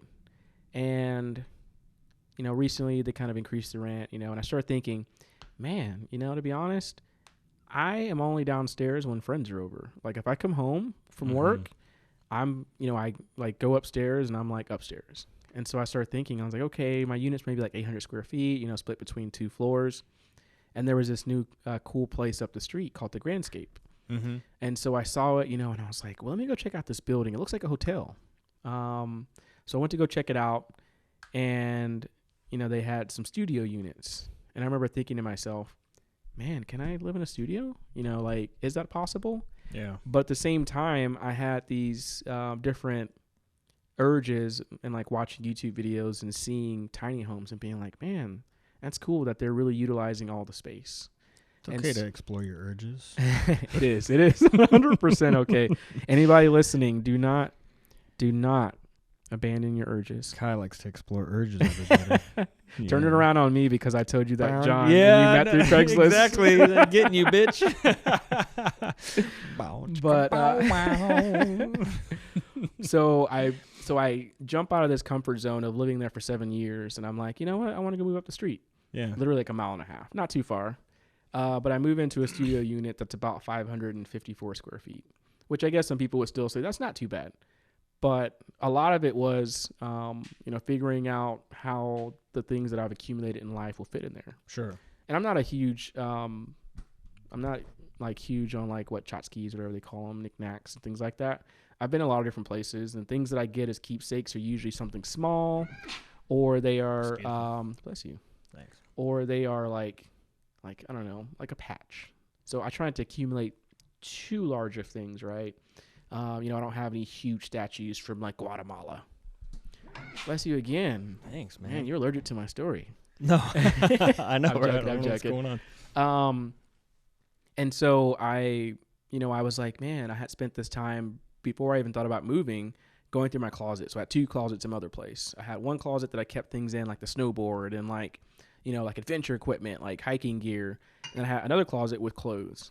And as I would sit there, when I was back in the office, me and my friend would talk about like, man, like, to be honest, I have this closet full of clothes, but I really wear like 10 things, Yeah. And so it kind of became this mindset shift, even though I hadn't been accumulating a lot, but like, how can I minimize it even more, And so the place that I live, it's pretty nice. Like, it's really nice. It's brand new, but it forces me to really think about what I'm bringing in, into my space, because there have been times where I'm like, oh, that'd be cool to have this. Like, oh, let me get this kayak, but where will I put it? And so it really forces my mindset to be like, okay, well, that's nice, but I need to really think about how to store it and like where it fits into my space. Mm-hmm. And so I downsized, and I remember moving. I moved in one day and had some friends help me. And when they walked upstairs, I live like right outside the elevator. So you pretty much exit the elevator and you go in, and they're bringing things in, and they look and they go, where are we going to put this? I'm like, oh, let's put it over there. Put it right there in that corner. They're like, we're running out of space. Over there, 4 feet away. Yeah. It's like, I'm on the 13th floor, by the way. So one, I kind of wanted to experience that, like I was like, man, I might be moving in the future. Like, I want to experience living in a high rise. Yeah. And so like, it wasn't more so for like, oh, I want to be fancy. It was just the experience of it. Sure. And so I figured, hey, this is the way to do it. I'm not living in a 2,000 square foot apartment on, in a high rise. I'm living in a 500 square foot space. And so it kind of forced me to rethink how I lived. And I got rid of like a love seat and some other things. I had like a 65-inch TV that I sold and kept a 55-inch TV because it fit the space better. And by the time that maybe about three or 4 days in, I finally got to that space where I could like come home and go, man, it's just comfy, like it's comfy. It's easy to keep clean. It's modern, like it feels nice. And I've had friends come over and they were like, wow, I didn't know that a studio space could feel like this. And so I felt like, in that mindset, I said, okay, well, this just let me know through a testament of experience that I could potentially live in a tiny home. I could do the van living, right? There have been different videos that I've seen where I said, oh, vans are really cool. And so when I've seen your van, I thought, man, I wouldn't mind having one of those. Yeah. And I think this is like my preface to like if I really want to travel and like live in a van for a bit or like live in a smaller space, this is kind of my challenge to downsize and then say, okay, how am I doing? Do the checks and balances. Okay, let's see if we can do a little smaller. Yeah. And I'd say, I like nice things, but I can also get away with like not nice things too. And so, like I've, been thinking about the ability to kind of create, like in a van, you can create what your space is. Mm-hmm. And so, yeah, it's just kind of giving me a different insight into, I don't know if it's like the Marie Kondo method of like, does this bring you joy? But I kind of look at something and I go, I get rid of it. My friend's like, hey, calm down. It's just like, unless there's some sentimental value there, I'm open to kind of figuring out what to do with it. What was the word you used? Something sense of joy? So her quote is like, Marie Kondo? What did you say? Marie Kondo. Marie Kondo? I guess you could say kondo, but like, as far as Americans go, kondo. Oh, she's this space saving person. Mm-hmm. Yeah. I did read that. She gave up on it. Oh shit. But listen, she gave up on it because she has 3 kids. She's in that space where she's tried to keep things really, really clean, and her kids said no. Right? So it isn't that she just gave up on it because she wanted to. It's because she realizes it's not that feasible. But well, with 3 kids, it's not a realistic thing to expect that everything looks like an IKEA. Right. That's not a real thing. Yeah. Well, it's nice to have those little space-saving things for sure that help kind of make a more efficient living space, especially if you're in like a small Tokyo apartment or like in your case the studio at the Grandscape. You live in the tower at Grandscape? Yeah. Dude. Yeah. You have to come check it out. I love the Grandscape. Yeah. I love the whole vibe over there. Dude, I want to hang out. Yeah, we should. Yeah, you didn't call me to help you move.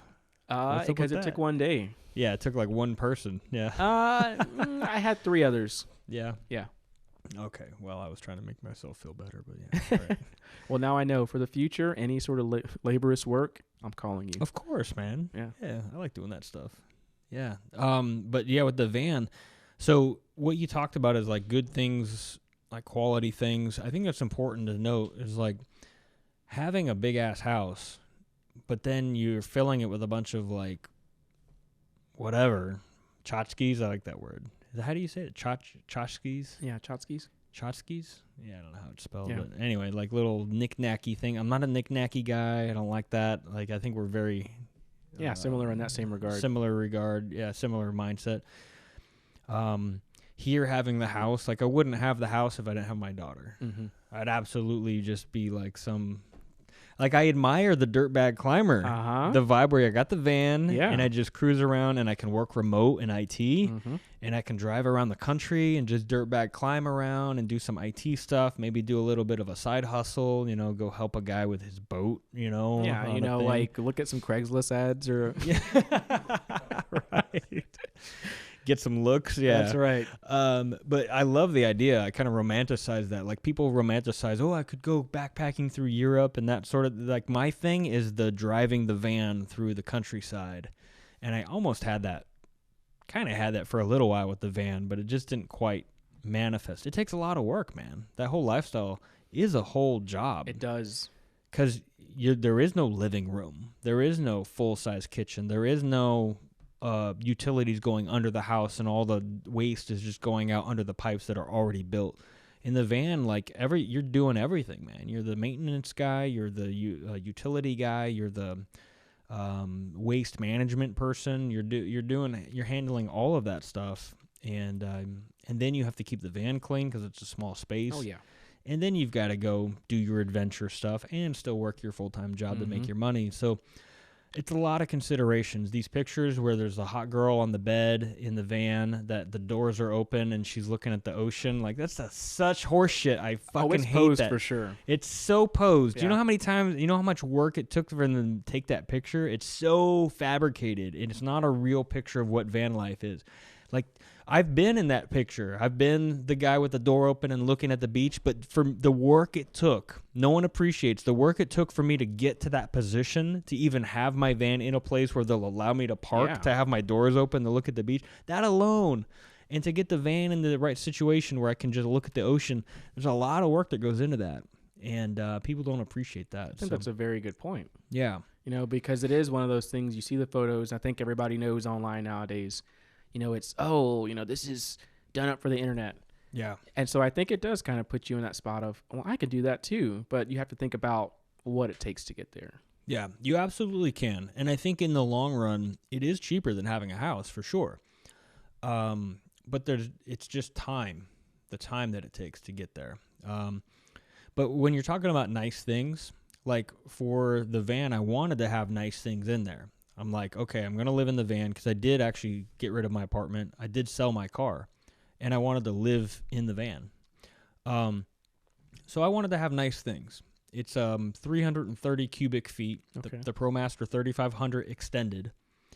Biggest cargo van you can get without modifications, where they turn it into a box van or a box truck or something. But just stock off the floor, that's the biggest cargo van they make. Bigger than the Sprinter, bigger than the Transit, bigger than certainly than the Nissan. But 330 cubic feet can go a long way. I've got a toilet in there. I've got a bench in the back with 2 seat belts, so I can have passengers back there. My daughter can fit on there to sleep. You rotate the driver and the passenger seats, turn around and swivel. And then between the bench and the 2 captain's chairs, I have the screw-on like marine kind of boat table. Oh, that's cool. So I can put that in place, and then now there's a table. We can eat a dinner on there. Underneath the bench, I have the batteries. I have big-ass batteries. So most vans have 100 amp hours. The most you'll see typically is like 350, 400 amp hours. I've got 700 amp hours. Wow. So when I want to boondock and like go, Kind of off-grid. yeah. What's that place in Arkansas? The Fern.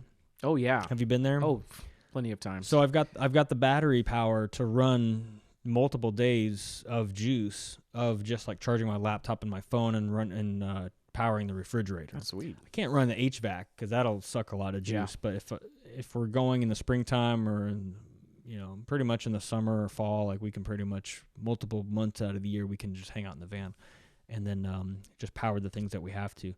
Toilet is self-contained, so there's no power getting used there. Water, I've got a 30-gallon fresh water tank.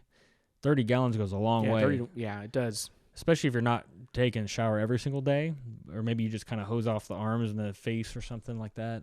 But you can take a quick Navy shower off of 30 gallons, and you can have, you can shower a couple days off of that and use it for cooking and drinking. It's all clean water. But like, okay, so I'm digressing, but nice things, like I wanted my countertop to be nice. So I had this dude make me an African redwood. It's called sapel. Really nice. You've seen the van. So you remember I have. the countertop? I mean, I don't really remember exactly what it looks But like. it's a nice redwood, and it's long. I think it's about a good 6 feet long, and it's got the cutout so that you take the cutting board out, and that's the sink under there. And then now that I've got my cutting board that's made out of the same material, Yeah. and I do the cutting board and I clean it off and I put it back in, so now I have one consistent Countertop. flat countertop. I can put my stove on there, laptop, climbing gear, like it's my whole prep station. And I put in the nice flooring from the Life-Proof flooring from Home Depot. I just wanted all the nice stuff in there that I can, and it's made it easier. Cabinets are IKEA, customized though to fit the space, because the cabinets, normal kitchen cabinets, those are like 20-something inches deep. So I chopped the back ends off of it, so it's only about 18 inches deep, just to conserve space. Yeah. So I think that's the cool thing about creating this smaller space is that you can go and have nice things because you're doing it over the course of a few hundred feet, right? Like if you think about a home, okay, the kitchen, you want to remodel the kitchen. Well, that might be the whole space that's in your van, right? Right. So, I think you can afford to have these nice things, and it allows you to be a little more creative in what you want to do and how you use the space. Yeah, for sure. And like you said, you were talking about earlier about your studio apartment. It's like you're a lot more picky about what you bring into your surroundings. And the things, given a limited choice of space, you are only going to bring in the things that you absolutely want, that are absolutely needed. And I value that. Yeah. I think there's a value in that. Because if you have a big limitless amount of space, you just start filling it. Mm-hmm. Humans just have that nature. Yeah. You start throwing in knickknacks and any kind of BS someone gives you for your birthday, you just throw it on a shelf, and it's like, but this isn't me. Mm-hmm. This isn't actually what I want. Right? Yeah, you want to fill the space so it doesn't feel void, right? Yeah. And so it's it's almost like a metaphor for the soul. It's like I need these things so that I can fill the space, right? But at the end, I'm really happy with it. And I think everything that I have in my place right now, I could tell a story about, or there was a reason why I got it. It isn't that I had to just buy it to fill up space. And so, I think when I let people tour around and I talk about it, it makes me happy because I'm like, oh, all my artwork now, in the past, it might have been like posters from a game or like, something silly. And now I'm like, all my art is like artwork from artists in different places. So like when I travel to Maine, like, oh, I went in this shop and, I really liked this artwork. So I got it from like a local artist there. And I got this from a guy in Austin. I got this from here. Yeah. And so, things have more of a story behind it. And it feels more like a personalized space than just like, mass produced. I'm not saying that I don't have things that are mass produced, but like, I'm able to really talk about where each thing came from. Right. You're connected to your belongings. I like that. Yeah. So, I mean, having things is okay. But at the same time, I recognize that, I could tomorrow be like, hey, I want to go adventure in a van for a year. Sure. And I could get away without having these things, go and live that life. And if I want to come back to them, great. If not, I might sell them. I'm not saying that I'm like the model child for, not wanting things. I'm not like Buddha, like, let go of these other worldly things. But I think I found that balance in myself. And I think I'm still exploring, but I think I found so far what works for me and like what I'm okay with giving up, right? Mm-hmm.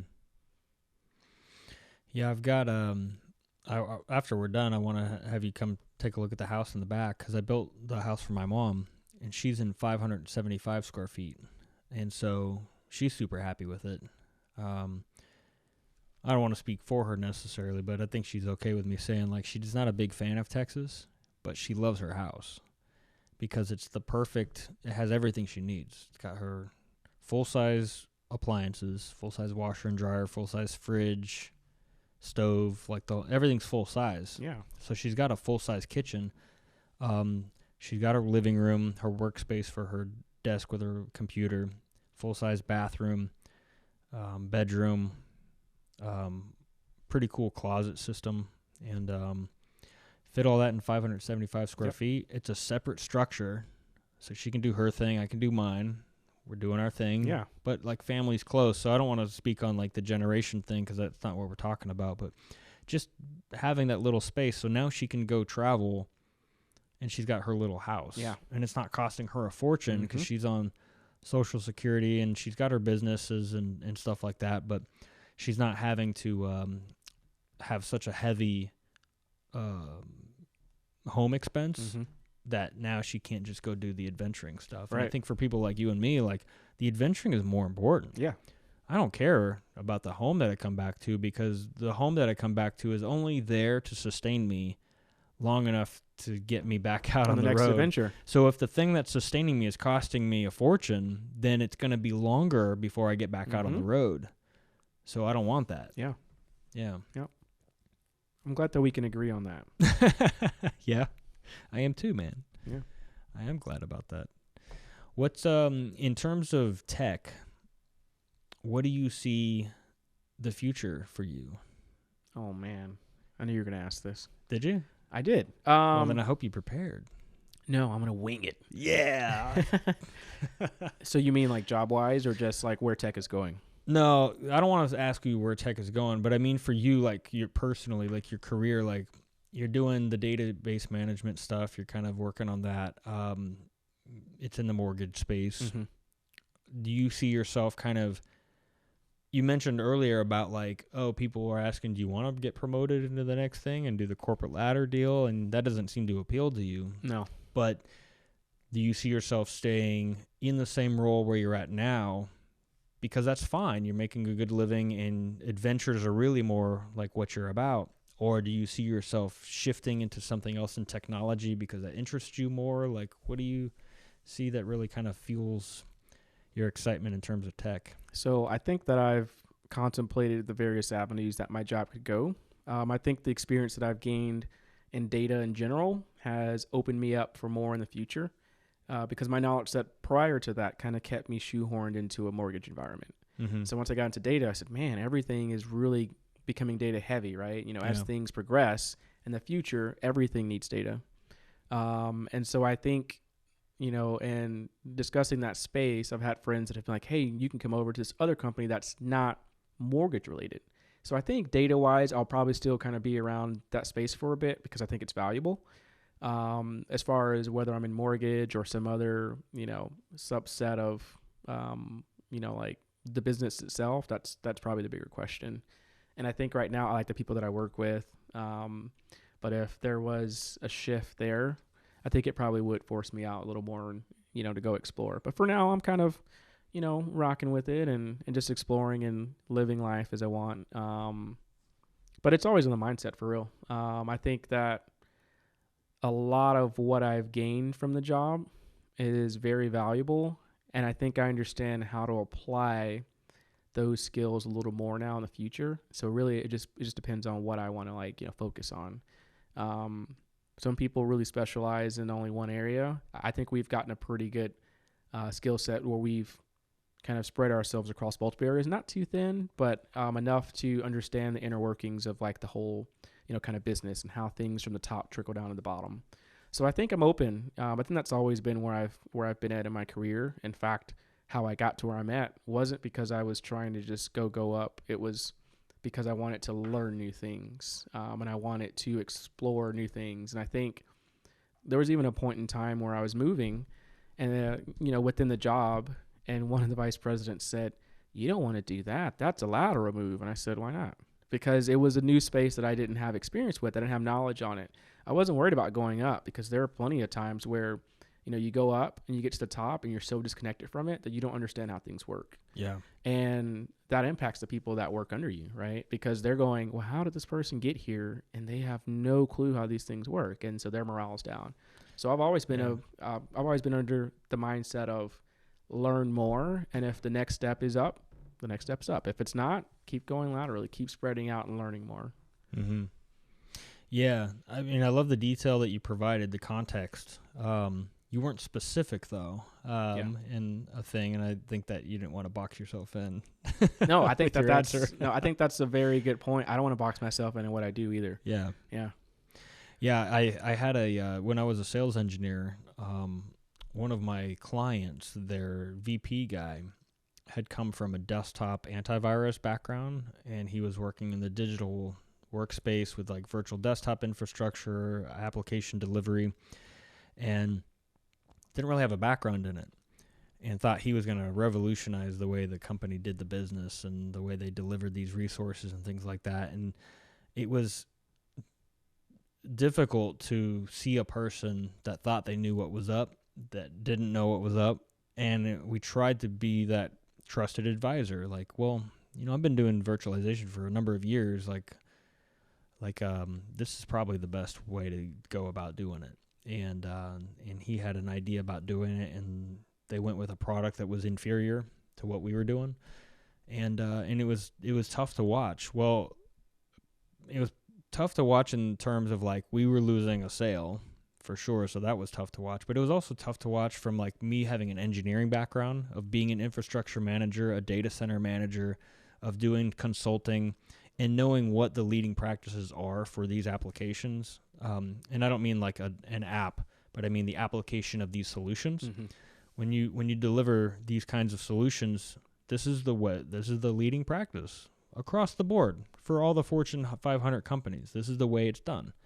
And for this person to think they're going to reinvent it, it just was like you're not coming up with like a new thing. You're just trying to use an inferior product and inject it in there and say you're going to save the company money. And it was tough to watch that, because that's fine if that actually does work. But during the pilot testing, I was talking to all the engineers, and they were saying like, it sucks, man. It's like terrible, like the bandwidth and the end user experience and the whole thing.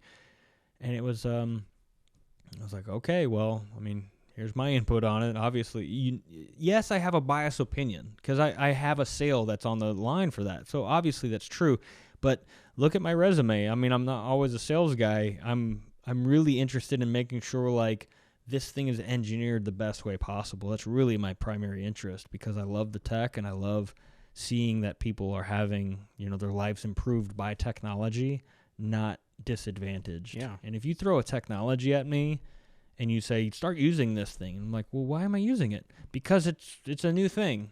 Well, that doesn't justify why I'm using it. Not at all. I'm only going to use it because it actually is advantageous to my day. It's making things better. It's improving my ability to communicate with you. Let's say you went to California and I want to talk to you on the phone. There's a new app that makes it feel like we're in a 3D world or something. Like, that's, to me, that, if it makes it better, then that's cool. But if it's just tech for the tech's sake, there's a quote out there, deploying technology for the technology's sake, that's a terrible thing. Terrible thing to see in the industry, I guess. I definitely agree. And I think that happens because, like I said, I think people are so disconnected and they think, I'm just going to save the company some money. But are you really? In the long run, all of the, all of the disconnects that are there and people not understanding it or not really utilizing it correctly and it not having the ability to do what you want it to do, right, you're going to lose out in the long run, even though you think you're saving $1 up front. It's 1,000%, because look at the operations and the support. The service desk, if this is an inferior product and the end users are having a worse experience, guess what's going to happen to them? Service desk is going to have exponentially more service tickets. The operations and the ability to manage that environment, the administrative load is going to increase. Well, that's costing the company money, right? Yeah. Now, if I'm having an exponential increase in service ticket load, guess what I've got to do? Got to hire more people. So to everything support that you think you're saving, Yeah. you're spending in other efforts to support that product that you thought you were saving on. Yeah, exactly. So in my mind, like we were talking about, like I think this all kind of ties in, because you're talking about having a smaller living space but with nicer things. I'm talking about the van, of having like nicer things in the van. But like in tech, I think you should go with the elite product, because in the end, you're going to save more money, because the elite product is configured in a way and built in a way that there's going to be less support requirements. Operational load is going to be less. The end user experience is going to be better. All of that. Look at you. That was a nice tie-in. I mean, I don't think we did that on purpose, but that's so true. And Yeah. Well, I wasn't trying to tie it in, but it just kind of dawned on me that while we're talking, like, oh yeah, my view on tech is actually kind of my view on a lot of other things too. Yeah. Yep, it makes sense. Yeah. Do you see... I've been hesitant to want to ask you, but I do want to know. Sure. It's like, in tech, is being black an advantage or a disadvantage? Have you seen that be a component that's even a consideration in you doing your career? So luckily with our company, I'd say that we're probably like, I don't know the actual statistics behind it, but I feel like when we were in office, we might have been like 40% black. Like there was a very large population of individuals that look like me. Yeah. At different levels too. I mean, we've got people that are managers and above. So I think we've done a pretty good job of kind of filling out the company with individuals who are good at what they do and not just based off of their skin color or anything like that. Right. I've been fortunate enough to be given the opportunity to move up because they saw my work ethic, and they saw, my mindset of how I deal with things. And so I feel like they've been a really good company in regards to rewarding those who have shown their ability to kind of, think of the bigger picture and really like bring value to the company. So I'd say I'm lucky enough that in my instance, I haven't seen too much of that. Yeah. But I do know some folks in other companies that feel like they aren't given the time of day because of that. So I haven't had that experience myself, but I know it exists. Yeah. So from other like black colleagues in the IT industry you've spoken to, they have had a negative experience. Yeah. Due to race. Not to the level of like, them not being able to move up, but just kind of like, hey, you're good at what you do, so we're going to keep you here, And so, they're being acknowledged for their work and their, and their ethics, but at the same time, maybe they feel like they can't move up. And that's where one of those things comes into play. Like, there's the fact that maybe I would have the ability to move up and I choose not to, versus not being given that opportunity. Yeah. So I'm like lucky enough to say, hey, I don't know if I want to move up yet. Some people are like, I just want the opportunity. Yeah. So yeah, there's different experiences for sure. I thought maybe at one point in time it would impact something, but it's been pretty favorable so far. Well, it's good to hear for you that you've had a nice outcome to it. I dated a girl for a while. I was doing consulting on the East Coast with an aerospace company, and that's where her and I met. Black girl. Mhm. And so I met her in the hall, and You were like, hey, how's it going? yeah, kind of. It was good. It was all good. But we met, and everything was great there. But she shared with me her experience. She worked in tech also, just a different side of it. But she shared with me about her experience that this aerospace company in the East Coast was predominantly white. So I think she was one of the very few black people that worked for the company, let alone worked in tech. And they featured her on the hiring page. Like, Of course. 'cause Come work with us. we're diverse. Yeah, Mhm. it is like the one black girl in IT, and it's, of course, her picture's on the hiring page or something. And then everybody gets in, they're like, what is going on? Yeah. Gotcha. Yeah, exactly. And so, but she shared with me a lot, like, I won't say horror stories. I don't think she would describe it that way, but just different, just different treatment in the way things are. Luckily, she's a hustler. I mean, she gets after it. So she let her career speak for itself, her education speak for itself. But for peers, her description is that for peers that were in the same job title as her, she had a master's degree and they didn't. And so she felt like she had to work harder education-wise or work harder at the job to get to the same place that other people did. Oh, I definitely can see that. Yeah. Yeah. Is that something that you've seen in the tech industry? So for me, I mean, I could tell you, my aunt, she is a big proponent of just education in general. She's told me multiple times, nephew, go back to college and get your master's. And I told her, from my perspective and like where I work, they're not going to pay me anymore just because I have a master's, right? They're going to go based off experience. But I do know and I understand that some jobs will use that as a way to pigeonhole people and say, oh, go get this and we'll hire you, or we'll promote you. Yeah. And then maybe they go and get it and they go, oh, the position's closed, right? And so it's, it is kind of shitty how they do that, right? But Yeah. I knew, at least for myself, this isn't going to get me anything else. I'm not going to go back and granted, the job would pay for me to get, this master's degree if it was something associated with my current role. Mm-hmm. But I was like, even still, at this point in time, what I do has all been experience. It's been that I've been given the opportunity to kind of learn new things and trust it with these new roles. And so I felt like for me, school wasn't the way. Yeah. But I know in other, especially like if it's aerospace engineering and school could play a big factor because you have a lot more there than just experience of certain scenarios. You have to understand how the product works, right? And like how things are built and so I could see that being a real big thing, of using that excuse of, hey, you should have a master's because we want to know that you can build something. But at the end of the day, it should come down to the individual themselves and their work. It shouldn't necessarily be, well, what do you have degree-wise?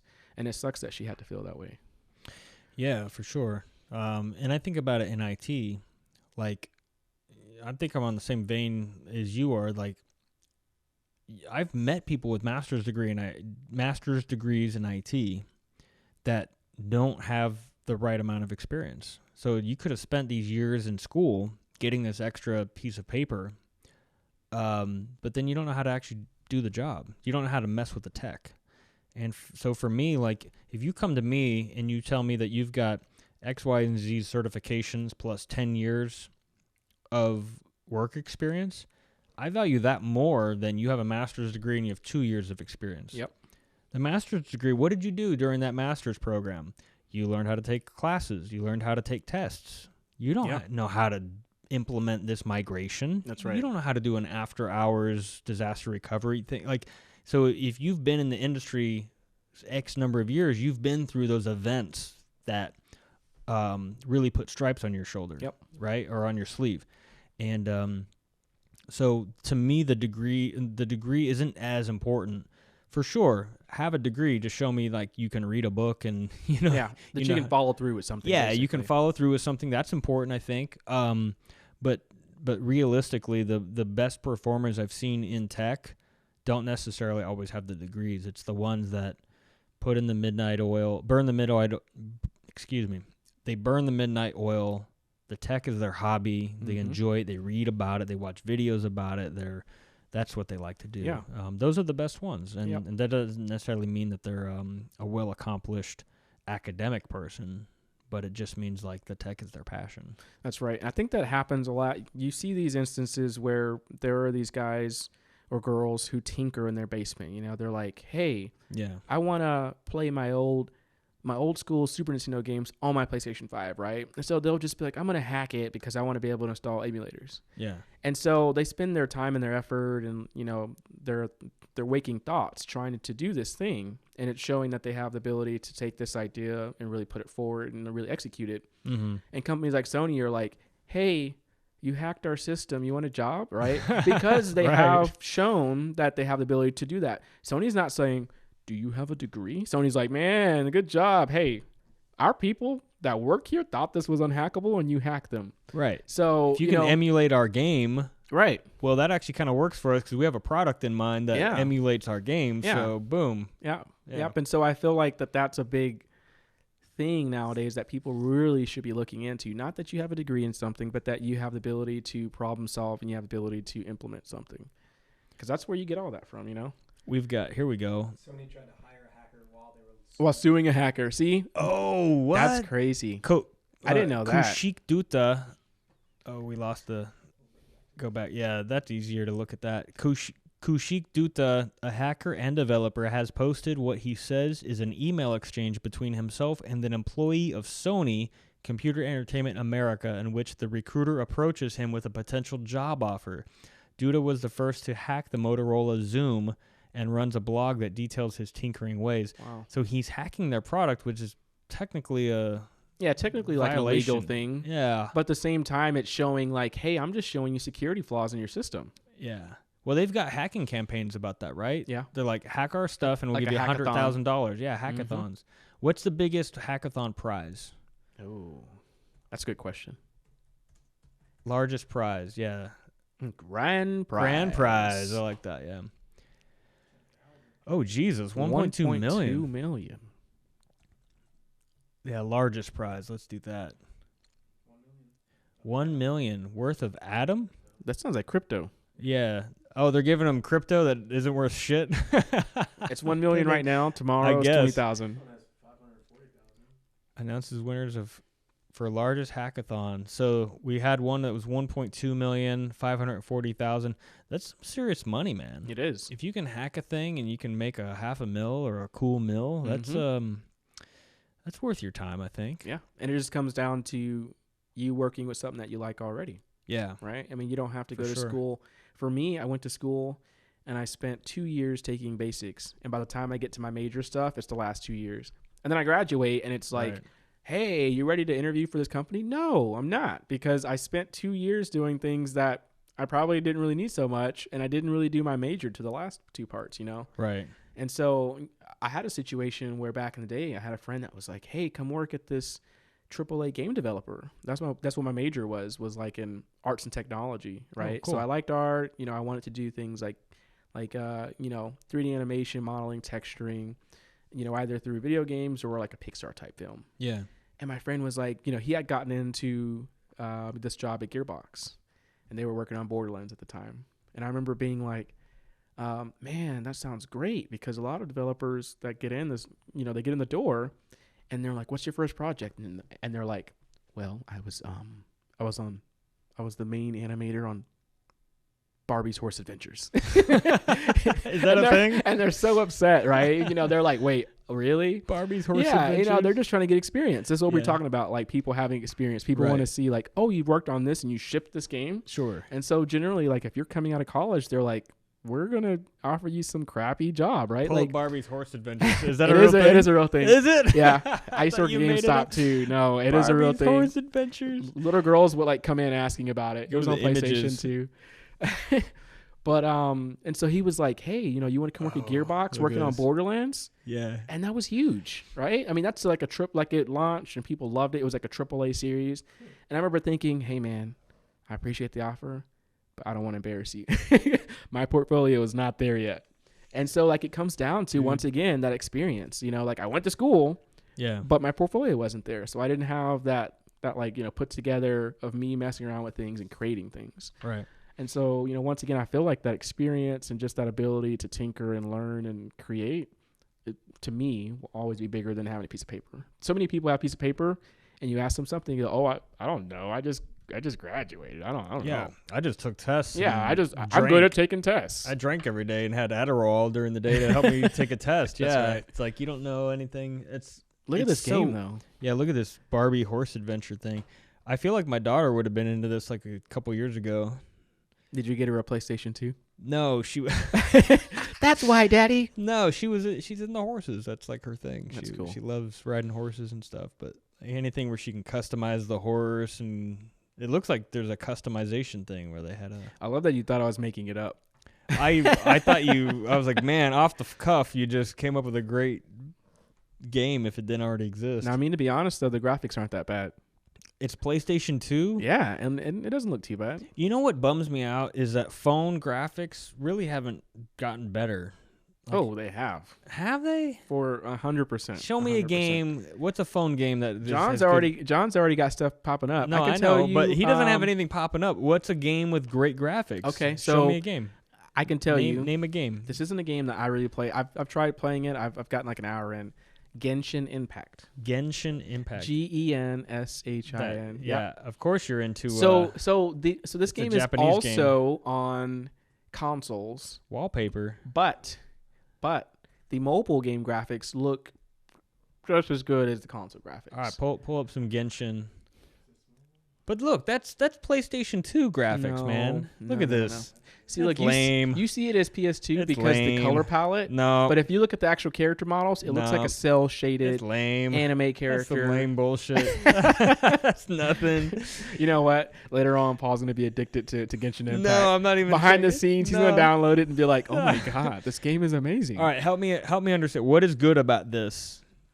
So you have to see it in action, I should say. Do pull up a video. Yeah, Go to the video tab. Yeah, YouTube, I think, would really give you. So look, PC versus mobile. Oh, there we you go. go. There this we will go. kind of give you All right, full screen to know this. that this is a computer and this is a phone, and you looking going, oh, okay, Yeah. phone graphics have improved. Which one's which? So PC is on the left. PC's on the left, and on the right is the phone. Oh, look at the difference, though, man. The PC. So the resolution is a little lower. Oh my God, the cape is flowing. But in general, it isn't too much of a of a difference. I don't know, man. Look at her cape, dude. That's a big difference. The way the light is and the way it's wisping around. Okay, but like think about the games that used to be played on phone, Snake and all these things, right? Tell me that this is not that this has not advanced since Okay, then. so we got PC on the right this time, mobile on the left.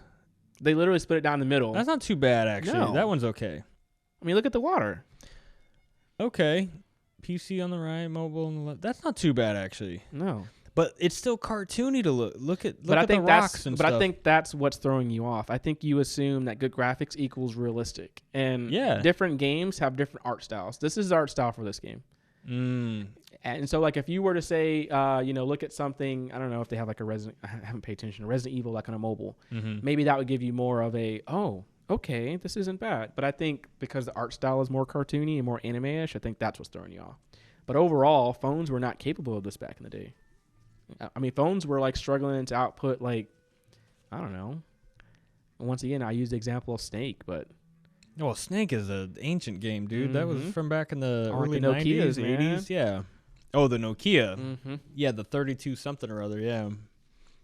So Yeah. he's gonna pull up some stuff ahead of time. See, that's not on a phone though. Unreal Engine 5. They do have games that are Unreal. like on Look at Unreal. this. No. Yeah. They do have games that are Unreal that are On the phone? mobile. Do Yeah. Think Dude. about it. Think about where tech is nowadays. You think Look that at wouldn't this. have something? Look at this rock, dude. Yeah, it the rock looks like looks we're on amazing. Mars or something. That's some shit right there, dude. Yeah. God, that looks good. That's a PlayStation PlayStation 5, 5. I guess. But this is what makes you realize, like, imagine coming out of Look how good that college is. and being like, we want you to create something like that. Would you not be intimidated? Hell yeah, it would Yeah. be. You know, I mean, it's so realistic that, like, you haven't had the ability to create crappy 3D mountains, let alone rocks that look like this. Crappy 3D. You know? Look at this rock, dude. It's like a real video. Okay, and This is all real time. I'm not a gamer, but I mean, when I see this stuff, I'm like, dude, I can see why. Because I'm getting pulled in. Because this looks like I'm watching a movie. Yeah. And I'm like in the movie. You ever see Last Action Hero? Oh, With I have. Arnold So Schwarzenegger? Yeah, so long ago. I almost said Sylvester Stallone. Yeah, I don't know why. Arnold Schwarzenegger with the kid.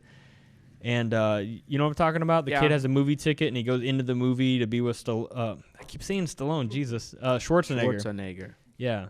Schwarzenegger. So he goes into the movie with him. Like, that's how I picture, like, a really good game with amazing graphics. I feel like I'm getting I'm pulled into the movie.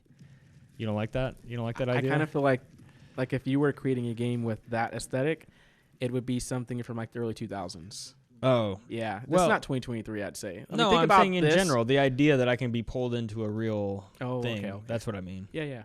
Look at this. Yeah. Look at her, man. Like the you hair see muscle physics. definition. Mm-hmm. Yeah. The lighting. I think a lot of what really, defines next gen graphics is one, like the frame rate. I think a lot of the For sure. Of the older experiences, especially in movies, they usually say, hey, we want to create it at 24 frames per second, or they kind of want like that judder. Yeah. And when it's smoother, it throws your eyes off. And so I think for gaming, PlayStation 5 included, they've given people the ability to say, do I want better resolution or higher frame rate? And so I think a lot of what next gen, gaming and tech is going for is more, more higher graphic fidelity, higher frame rates, higher resolution. And that's everything that this is providing. So and she's climbing. She's She's free soloing, dude. Look at this. What would you say this is? Like a 5'7", 5'6", maybe? I don't know. That's pretty easy. I don't know. I don't really see jugs. I mean, she's on there. Okay. Impossible. Nobody's doing that. It wasn't even necessary. She didn't even look at her hold. She could have climbed to the top and then just jumped across on her feet. She could have. It was so unnecessary. She wanted to show you her ability. Yeah, that was so not needed. And you saw when she turned around and she yeah, knocked the dirt off her hands. This shit, I hate this. I hate watching this because as a climber, I'm like, dude, it's not that easy. No. Well, you're ignoring simplistic moves that you could have done as opposed to like the dynamic jumping across.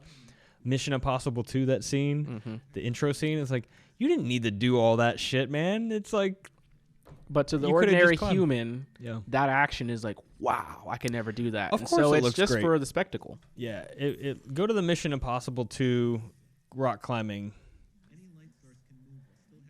We'll see about MI2 rock climbing scene. Oh yeah.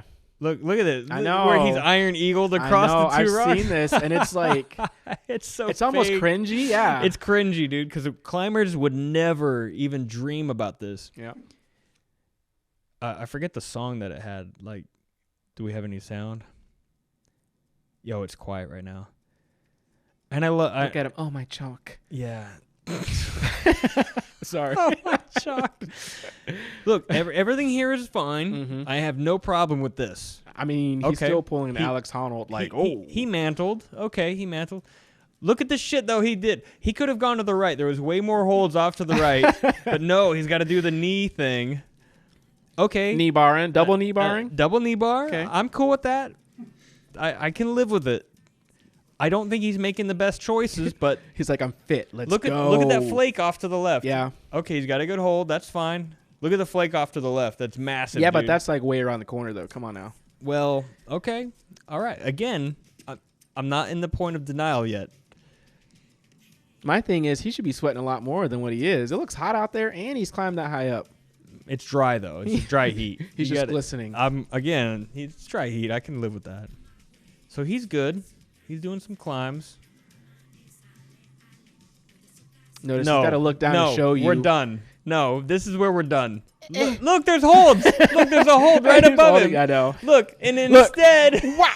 Look at this. No fucking way, dude. Look, of course you fell, you dumbass. Look. One, your shit would be all beat up. Like your forearms, your hands, you'd be bleeding. Look at him. One hand. Why is he one-handing it? No. Okay, I guess I'll put my other hand back on. Oh, I guess. No. Backwards. Why would you go backwards? I want to see the sunrise. This is so fake. Oh, man. Look, no, you don't hang out there and think about No. it. Fucking move, dude. His arms are burning. Your shoulders would be like this is fucked it. up. He's dead. Like, He's already whoop. dead. And then the heel hook. Okay. Okay, All right. the heel hook, absolutely necessary. Yeah. After going Iron Eagle for 15 seconds, you definitely need to take With some your weight eyes closed. off. God. Anyway, Oh, and then suddenly he's at the top. yeah, suddenly we missed all of that beta for him to get to the top. Look, and he's happy with it. Not breathing heavily. He's like, oh. He's like, that was a pretty good climb. That was all right, yeah. I did a pretty good job. Come pick me up, helicopter. Look at the guy point at him. I love this. You! like it's for somebody else. Oh, He's like, oh, these crap. guys, they know where I'm at all the time. Mhm. Can't ever get a break. I just wanted the free solo. I want to climb in peace. Yeah, I just want to do some insane shit. He's like, all right, guys. You're telling me that my mission's in here? All right. Wow. The things you guys come up with. How does he know to take Look. apart the missile? And it's like, first things first, sunglasses. Yeah, we got to make sure. But they're not just any sunglasses. Look at this. Those are those Oakleys, aren't those? Oh. I think those are those Oakleys. And now he goes on to get Yeah. the Chimera mission. Now that we've identified who you are, because we came all the way out here to give you this mission not knowing who you were. Yeah, okay, so stop that. So here's the problem I have with that whole tech thing. The free solo thing is 1,000% fake. Nobody's doing that. Nobody's jumping from one cliff to the other. Yeah. There was definitely holds above him. He could have just gone for that. That would Yeah, I have been mean, when you're at that point, you don't risk your life for some flashy jump. no. You you're- take the safest path, really, at that point. absolutely. Well, the one you've already done. Yeah. Hopefully you've already climbed that route. You're not just out there like going for it. This is Tom Cruise. I mean, we're talking about. All right, don't go. Yeah, anyway, but talking about the tech is all right. He puts on the glasses and it says, "I identity verified Ethan Hunt." Okay, but that means that in the glasses there's a thing that already has his biometrics that's confirming his identity, Mhm. or there's a satellite link up That's on those glasses connecting. that's connecting to servers somewhere else Mm-hmm. that's verifying his identity, and then it's sending it back to the glasses saying, he's verified, now give him access to the application. Correct. Well, none of that's real. Well, especially not back then. Think about the sizing of it. It'd be way much larger than what those sunglasses are. Right. Yeah. Yeah, where are they keeping the data? In the cloud. Yeah, it's in the cloud, but what on the glasses is doing the processing? Well, that too. So it's at retinal scan, which means that there's some sort of optical, really a lot of tech is just now kind of getting into that, especially with VR, where they're using foveated rendering, I think is what it's called. And they kind of detect where your eyes are going, and it will increase the resolution of what you're looking at, Yeah. and it decreases the resolution of what you're not looking at. And so the idea behind it is that you can dedicate more resources to what you're looking at, so that, like, let's say that you're playing on a PlayStation 5, right? You can make it look really high fidelity, like great graphics, lighting, because you're looking at this one spot. Yeah. Then as you move, it renders each of those different other, sections. And so thinking about that tech now and thinking about it then, granted, I'm the guy that watches movies and I suspend disbelief. But you're right. If we really analyze it, is it really happening? Yeah, no, there's no way that. I mean, it's like for those that work in tech and they watch a scene like that, there's like no fucking way it's checking his unless you're putting the biometric on the glasses. But then that's eliminating this whole security about the thing, because now if I have access to those glasses and his You can biometric signature is on the glasses, Exactly. and Then I you have get access to that. now I can just be him. Yep. I don't need him anymore. I can already send that signal to the app, and now I'm him and I'm getting the secret message. So true. What is this? Yeah, but he still does his own stunts. Yeah, mean, he that's- was out there for sure. I think I bravo on watched him. a tip on or a video on that. Yeah, he's very insistent on doing his own stunts. But Yeah. obviously they're putting him in safety equipment and all that stuff, yeah. It's amazing that they can even do that with like the green screen stuff. Yeah, Just and like- thinking about when this first came out, that's a big deal. When was that? It says 2000. 2000? Mm-hmm. Wow, 2000. Yeah, It's 23 years ago, man. I know. Once again, super crazy. impressive that they had gear and they edited it out back then. Yeah. And they're still using green screen to this day. You know? Yeah, well, I remember like the Superman 1978 was blue screen. Mm-hmm. That was all the deal. All the special effects was blue screen. And I don't think they used, like, even when Independence Day came out with Will Smith, that was still a blue screen, I believe. And they hadn't figured out that green screen was superior to that. And so, but then they figured out, like, if we're going to do an alien invasion, the best thing to do is at night because everything's black. And so now it's way easier to cover up mistakes and stuff. But if you do a daytime, and that was the whole thing about Independence Day, is that they did a daytime alien battle in the sky and everything's blue. Mm-hmm.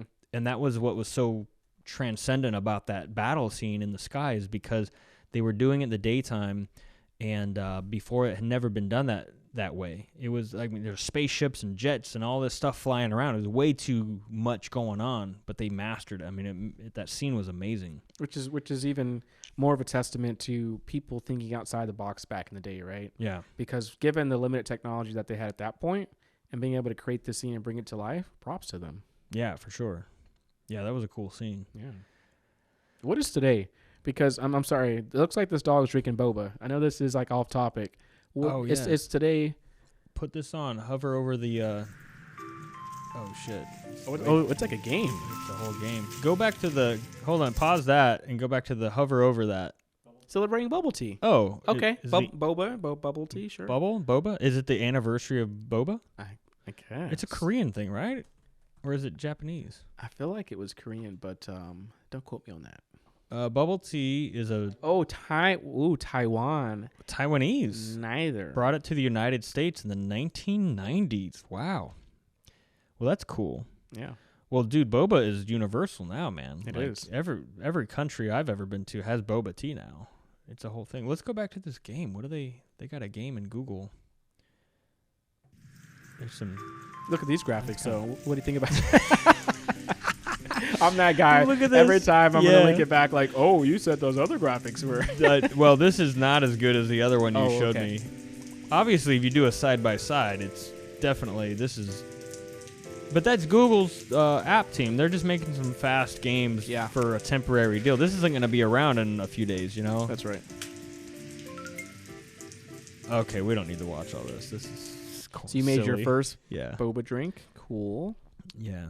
I thought we were going to learn something, and it was just like No, a dog making boba. It just popped up. I'm like, what is... Because, they're really good about creating, art pieces for whatever they're celebrating. Right. And I'm like, what is today? I haven't been on Google today, apparently. So Yeah, I know. Yeah, it's a new thing, boba. Well, let's wrap it up, man. I gotta hit the head again. We keep drinking these old fashions. Oh, I know. Look, you going right beat me through. this time. I did beat you, yeah. The Last- first one you were... First one, I sipped it down. You were slamming that one down, yeah. Yeah. I think I like this one maybe as much or better. I don't know. Okay. It was good. Yeah. It's been a good time. It's been fun, man. Glad you're here. Let's definitely talk the Thailand trip. For sure. I want to get you in the water. John, you want to go to Thailand? John wants to go. No passport. Uh-oh. What year is this? Bad news bears. No. I mean, I can't talk. I'm carrying around a paper license right now because I just renewed. I feel like people are going to give me crap like, that's not real. But I haven't had to use it yet. The driver's license? Mm-hmm. Oh, you can do that. Yeah. Yeah, because the cop will be like, oh, you're in the process of getting it. Right. But I haven't had to renew my license in, I think it was maybe like 10 years. And so they said, this time you can't renew online. You have to go in. But I'm just saying that they cut up my old license and gave me a piece of paper. And so I'm like, somebody somewhere is going to go, that's not real, And so I have this, I literally do. I'll show you. I'm not going to Let's see it. I carry it around on me. It feels really janky. Yeah. But I have to. I actually have it in a Ziploc bag. Oh, my God. I mean, that's... I've had that. That's I've me. had that, yeah. Yeah. We'll have to blur out that out because it probably has your probably. address on it. I don't think the camera got I don't it. know that it did, but it's good. Yeah. Somebody's going to beat me tomorrow. We'll check it out. Tomorrow. I'm going to be you. I mean, some hacker, right? Oh, be you. Yeah. I think you said beat you. Oh, maybe that too. Yeah. Yeah. They're not going to be you, but they're going to beat me. You. Yeah.